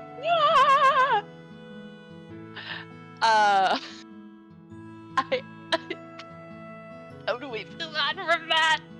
I don't know what are you asking him anything? Are you saying anything to him? Motiva's just pleased that somebody knew what the fuck she was saying. She's been tickled by this kid. Don't call him that.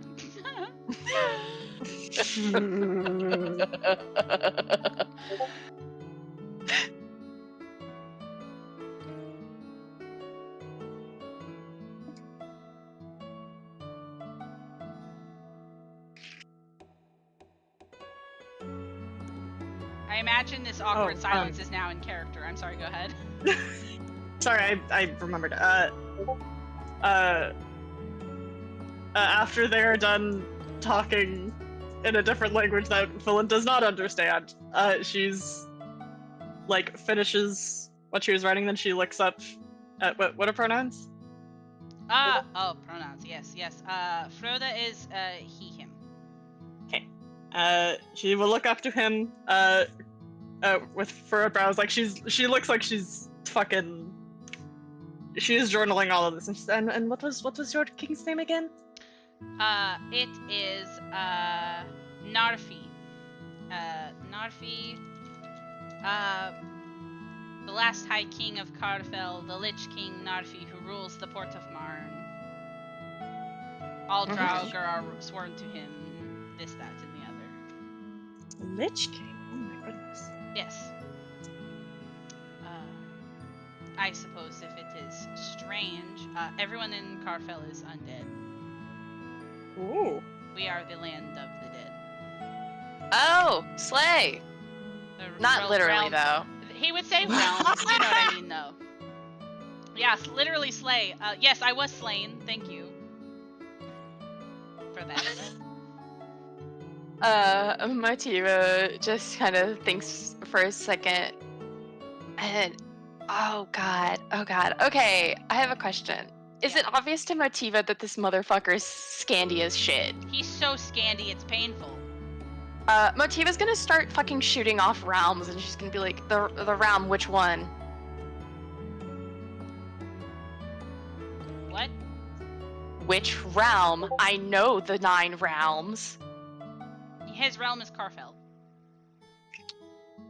See, that's the problem, is Motiva's gonna be staring, and she's gonna be like, that's not what.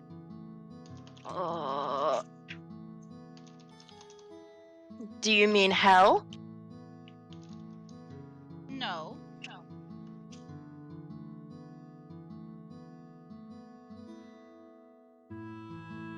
Why are you acting like you know about my plane when you don't? Because now I'm interested. Do you need a history lesson? I'm equipped to do that. I am a scholar and advisor. I would love a history lesson. Okay, cool. You can Google call time now.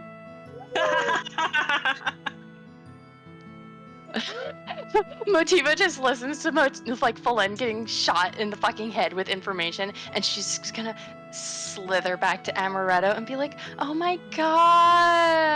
Oh my gosh, hi! You're actually fun to interact with. What's up? Where are you from? Oh my god!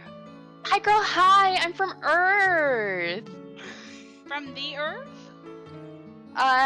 She thinks for a second, and she says, "I don't like that name. Soul? From Soul. The plane of Soul. Yes, we're gonna call it that." That's so interesting. You know, I feel like we could really get along. And you see that, she goes to scoot a little bit closer to you and be like, I think that we could really get along. You're so much Hey. and fashionable. I have a question. Yeah. How long have we been talking? I don't know. It's kind of up to y'all. Definitely a couple minutes. Hey, can I start lie to me? Ooh, okay. Tell me how that works again. I use my deception check first instead of my perception DC to determine whether or not somebody is beginning to lie to me or trying to deceive me. Okay, so I would be Ooh. rolling a secret deception roll for you instead of a secret perception roll now. Yes. Slay. Okay. And it cool. only applies to back and forth dialogue. I can't use it during like speeches or whatever. Okay, that's totally fine. Motiva's just gonna smile and say, yeah, a friend of mine helped me with this. Most of my clothes doesn't actually look like this. I'm a bit of a metalhead. A what? I'm a singer. I entertain. A singer. You're pulling my leg. Yes. No. I'm I'm sitting next to actively a not. starlet. Rising star, and you didn't tell me earlier. New Capenna loves music. I don't know if they would like mine. I could try to adjust. But I like doing music in general, so maybe I'll try to look into music in New Capenna. Oh, we can talk about it together. I like music. I'm a bit of a hobbyist, though. I didn't really do much with it back Oh. home, but it's a favorite pastime. What kind of music you sing? Oh, I don't sing. I just like it.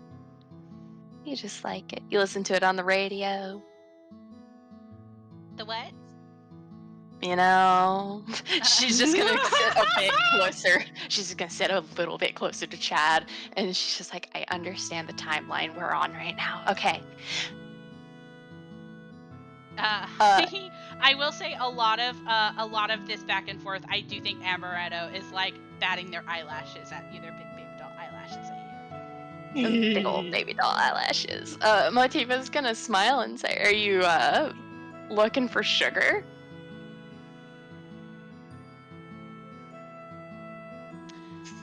Well, there's nothing wrong with something sweet every once in a while.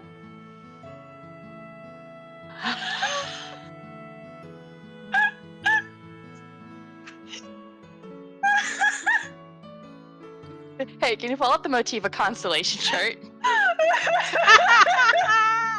Yeah. Real quick. Can you just pull it up real quick? I don't real have quick. it saved. You have to save it. I don't save it. Find it real quick. I have to find it real quick. Oh my god. Anyway, I need you to add 2 points there because I really like Frodo and I really like this fucking character. Oh my god. I love these little bitches. How does everybody look? Is there anybody that like anybody is particularly like sticking with? You don't have to tell me about like NPCs. conversations. Yeah, for NPCs, I think that this is actually a really good question because I have thought up a little bit about this. I think that Amaretto would really like chatting up Eleni. I think that they both kind of have like a similar like gab back and forth vibe to them. So even though they don't like technically like relate a lot to each other, I feel like they're the same personality, so they're having fun talking to each other. I think that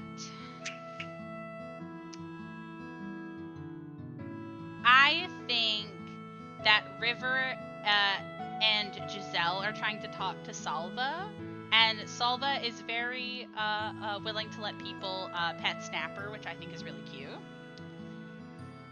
I feel like at some point Salva makes Snapper do like a trick. I don't think it's like a big thing, but it's like stand up like a people, you know what I mean, like shit like that. And I think that's really cute. Sean and Froda are like trying to size each other up, but they're not really talking. And Chad is mostly talking with you, Motiva, and Amaretto. That's kind of the vibes I have right now. I will say it's really funny to imagine Froda like going off to Flynn about Kaldheim, and then it's just a Sean just being like, bitch. Loser. And something that I think that you would be able to tell, Flynn, since you're talking to Froda a bit more, and Froda's giving you a big, long fucking history lesson. He was not joking. He is extremely well read and a little dry, talking about it, but it's very informational. And it all has this kind of coating of being exasperated. You know what I mean? But something that you notice, Falin, when interacting with him is, I know earlier I was like, oh, you don't really know, like, human ages that well. You can't really place how old, like, Simone is. You think before dying, Frodo was an elf? So you can tell that he's, like, essentially, like, a late teen, physically. Oh man. So he died young. Oh, we don't have time for all of that. Falin getting a fucking. Oh my god! Please no! Please talk.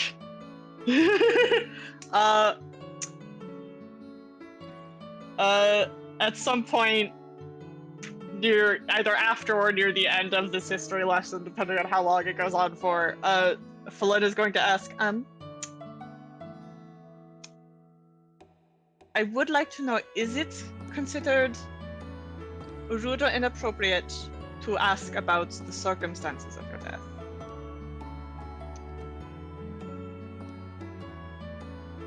Generally, no.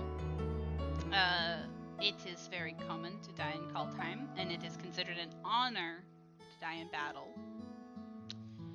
I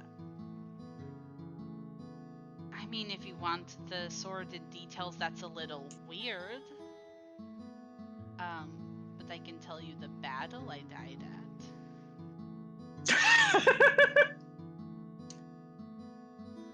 I mean, I guess I can tell you if you're interested. I'm interested in many things, so I will not say no. Okay.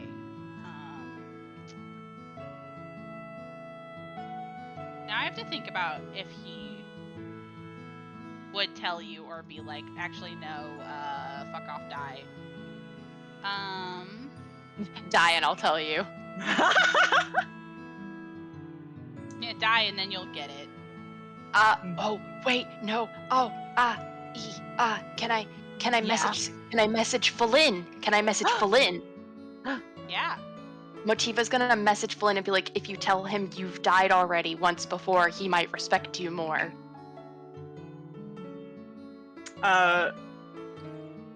Bloom kind of perk up and say, if it makes you feel more comfortable, I can share the circumstances of my death. Yeah, okay, how'd you die? You look like you're kicking. Yes. Well, I wasn't always an elf. I was a tiefling in my first life. A what?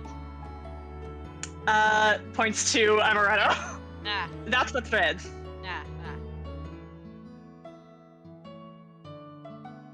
ah. But yes, I was fortunate to essentially die of old age. Things were failing and whatnot. But where I am from, in my home, rebirth is very common. So, same soul, different body.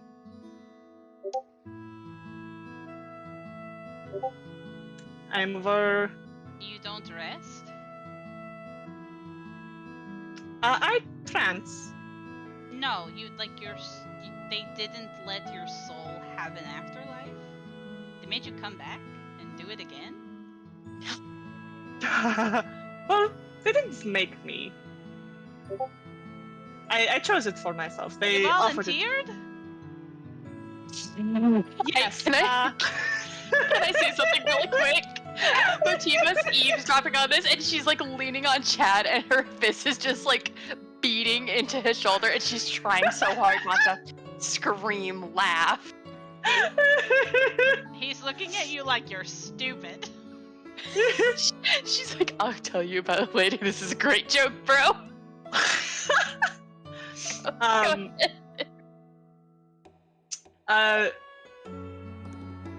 The phone just nods and says, yes, in my culture it is a very high honor. It is a part of our worship to our deity.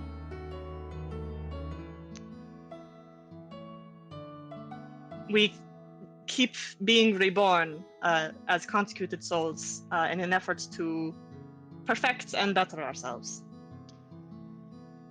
and gain knowledge through our lives.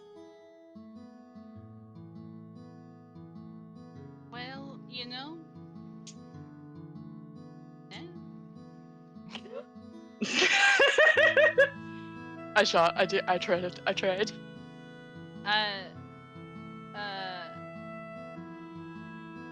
He looks like he like accepts the explanation and is just like, well, when in Rome, I guess. And he just kind of goes to wave a hand and say, an axe wound. And he kind of gestures a bit to his torso. Other injuries, sure, but that's the one that did me in. Oh my. Writes that down.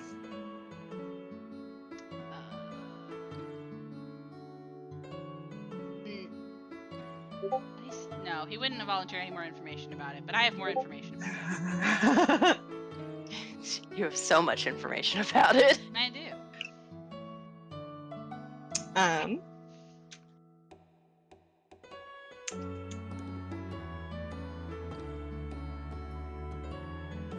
I think Philin will close her notebook for him for now. Play. Yes, because we've already had a history lesson. She will be pestering him later, though. Nice, Slay. Harass my zombie. I think he's cool. Yeah. I'm obsessed with your song. I'm so normal about this zombie. You want to see his wound? I would love to see his wound. He's I not wanna see offering to that- see his wound. I'm saying that you should try to see his wound. I want to see that I'm zombie. gonna- Okay. You know what? Because I was thinking about having Philin ask, but I was like, nah. But no, I want to do it. After he mentions the axe wound, Philin's gonna be quiet for a second, debating on whether she should ask. I She's feel too like curious. I feel like he has such a knowing expression on his face as you are just staring at him waiting to ask. Is there a chance I could see it? It's okay if not.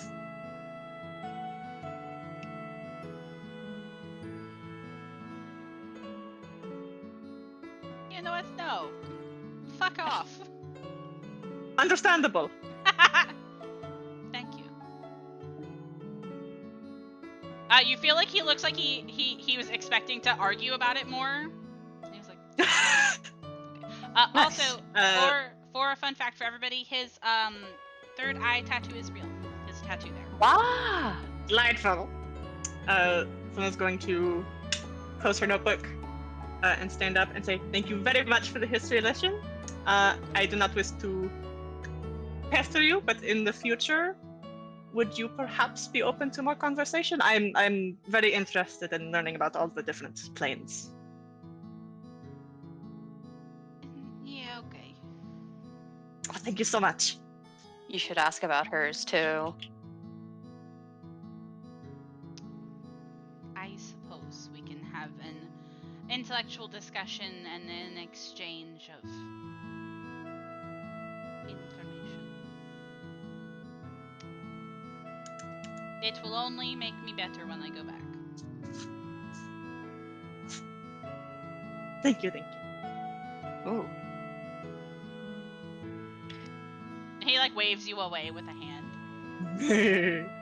Motiva drags Ashawn to stop glaring at him.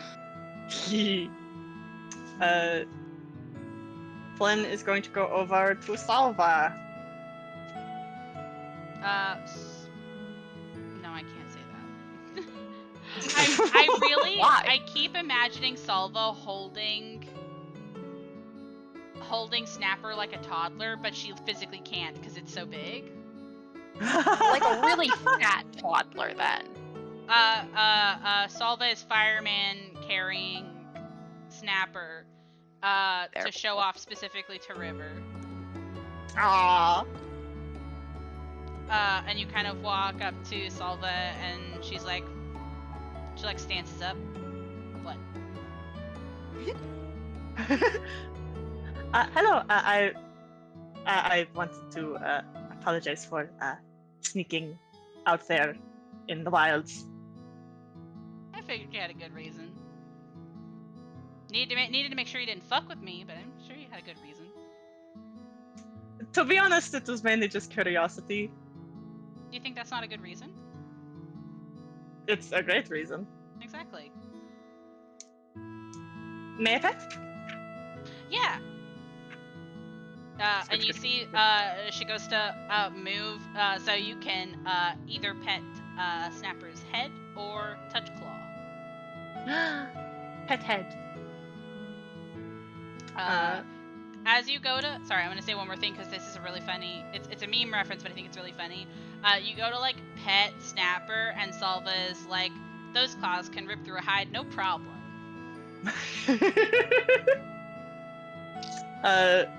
Someone's gonna give scritches and say, "Oh, you're a wonderful little killer, aren't you?" The best one. I found the best killer to make mine. What is the diet? You know, I don't know what pangolins eat. Hold on. They're omnivores. Omnivores. Oh yes. Omnivores. Yeah. They eat a Oh, lot of. they really Yeah. like bugs. Yeah, Really they like it. they got tongue. They got. Yeah, Salva would talk to you about it, and Salva would talk to you about it in more detail than I have. I like Salva. pangolins. Yeah, Salva would be like, "Oh, you know, this is like normally what they eat, but like this old bastard's huge, so I also will like feed them this and like, you know." Flynn listens with rapt attention, and she's going to take out her wand of the pampered pet and say, "Would you like to see my companion?" Fuck yeah, I do. I'm gonna summon Uli out. Why is it so small? He is a pet. He lives yeah, in but caves. aren't they like, you know? And I think, from my understanding, generally speaking, animals will be smaller here than on your plane, I think. yeah, I was about to say, normally when I see things like this, they got, and like Salva pantomimes having huge teeth. No, he's just a little man. He is a noble man now. Would you like to see my little creature? If anybody in this room has a creature, I'm needing to see it right now. I'll tell you that right now. Sister crawls out of Motiva's back and comes up and out of her sleeve. She lets go of her and it flies towards them. Salva is running.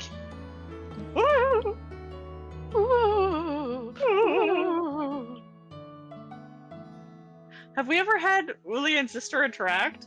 I don't think so. I don't think Uli would like interacting with her, but go off, King. Well, how would sister react? That's up to God. Why is that bell moving? Thank you. I think Salva is also very cute and compelling and funny. I really like all of them. How Sister would feel about Uli would be up to Panini. I think that Sister interacts well with other animals, but not in the way... Well, I say other animals as if Sister's an animal. I think Sister interacts with animals in a way that is, like, technically friendly, but not in the way that other animals do, where it's like they are seeking interaction and they're both doing, like, active things. I think Sister is extremely mellow around, like, creatures that would be in the wild. Does that make sense? And it's because in my head I am imagining it as it is a part of the natural order, so Sister is like, this is very natural. This is fine. This is normal. fun, actually. This is fucking delightful. I'm smelling Uli's nose. I'm smelling Uli's nose. I'm smelling Uli's nose. She's gonna look up to Salva and say, "You want to see a magic trick?"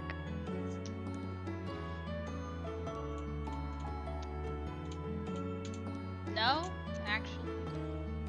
Wow. Scared? What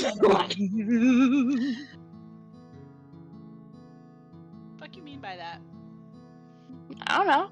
You don't want to see it, so I won't show you. She takes back Sister and she pets her head. If you want to see it, you must take the chance. But otherwise, you'll never know this little trick.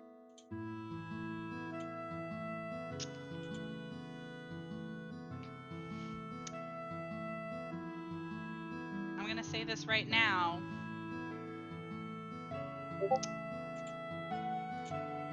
I can tell you're a motherfucker. What? That's so mean. Show me your dumb trick. Mativa's going to close her eyes and she's going to call out for River. River is there. You are a good soul. I like to think so. Cover my eyeballs and don't let me see shit. River will cover up your eyeballs. Mativa's gonna share senses with Sister, and she's gonna call out to Salva, "How many fingers you holding up?" Are you asking me? Yeah. This Amoretto is an might like the extremely trick roundabout way more. to do this. This is literally such a funny thing to do. Blind myself. What are you doing? Tell me. I hope you know that's how it sounds, which is extremely funny. I think. What did I think? What I think Salva's gonna do. Salva's gonna do this thing.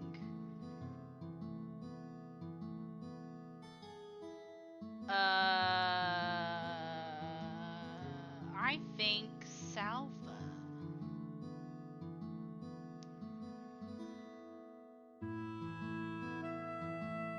I think Salva's gonna be like, okay, fine, I see what you're trying to do, okay, whatever.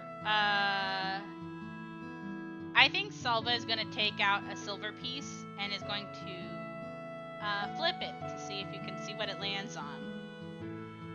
Okay. I'm gonna try and see what it lands on. Yeah. I feel like she even goes to like hold the coin out to the snake and be like, okay, here you go. It's heads. 1 second. Not Sister having a higher perception than me. That's literally so funny. Yeah. She's going to make Sister kind of like slide over and onto the bed and sniff the silver. Okay. And she's gonna say, it's heads. Also, you smell nice. How do you smell nice under all that armor? What deodorant you got? Dirt. Dirt? Yeah. Naturally You a chinchilla? I mean, I don't know what you want from me.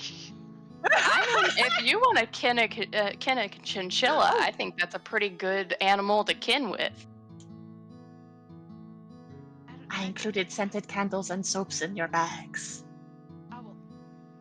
Okay, well, do I smell nice or do I smell bad? I think you smell nice. Why are you smelling them? That's weird. Anyways, smelling like dirt is really useful when you're hunting. Oh, my mom Not talks weird. about that a lot. Weird. She talks about like deer and stuff. You have to like rub dirt and grass all over yourself. Yeah. Yeah, my mom would like you. Also, Snapper just likes it, so. I mean, I think that Snapper would like you smelling like dirt and not a gross person. Thank you. Y'all are weirdos, but you're alright. Aw, thanks.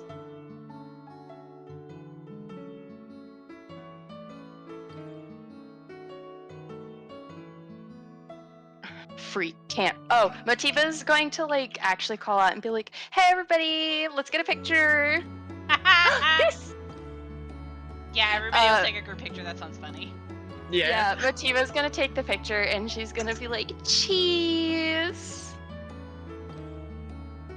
And she's gonna click, and then she's immediately gonna send it to Grayson and Mina with like highlighted circles over who's the new fuckers. That's And she's gonna give like names and details. I hope you know that not everybody here knows to smile, and in fact, many people were in the middle of saying, "What are you talking about?" when you said big cheese. Half of the room just looking confused as hell. Why cheese? So I love that. Yeah, you send that over to Grayson, and you also send one over to Mina. Yeah. I think that this is actually a pretty good stopping point. We've actually been playing for 4 hours.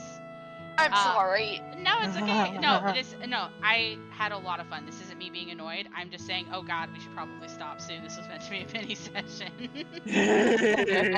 But I think this was really fun. Go ahead. I'm just really excited because that means next time we get our assignments. You get your Yeah. assignments. I'm gonna stop it here. If you guys want to have like RPs with any of these new planeswalkers, you can. I'll probably keep them really short so that it can be basically you getting information and stuff. Or you can interact with anybody here. I know, Flynn, you were going to stay the night with Eleni tonight. Yes. And I can go ahead and tell you now, Eleni and Nefei actually got a room together because it's actually really common for new second years on Prismari to just be put together with other people who are in their year. Hey. So Eleni and Nefei are roommates again. Yay! I'm going to keep annoying you. Nefei would say that you don't annoy her. In fact, you should annoy me more. Eh? You act like a stranger around my house. Always coming for this one. You know what? Tomorrow we get breakfast. Hell yeah, we do. Okay, cool. Hell yeah. I'll go ahead and I'll stop recording.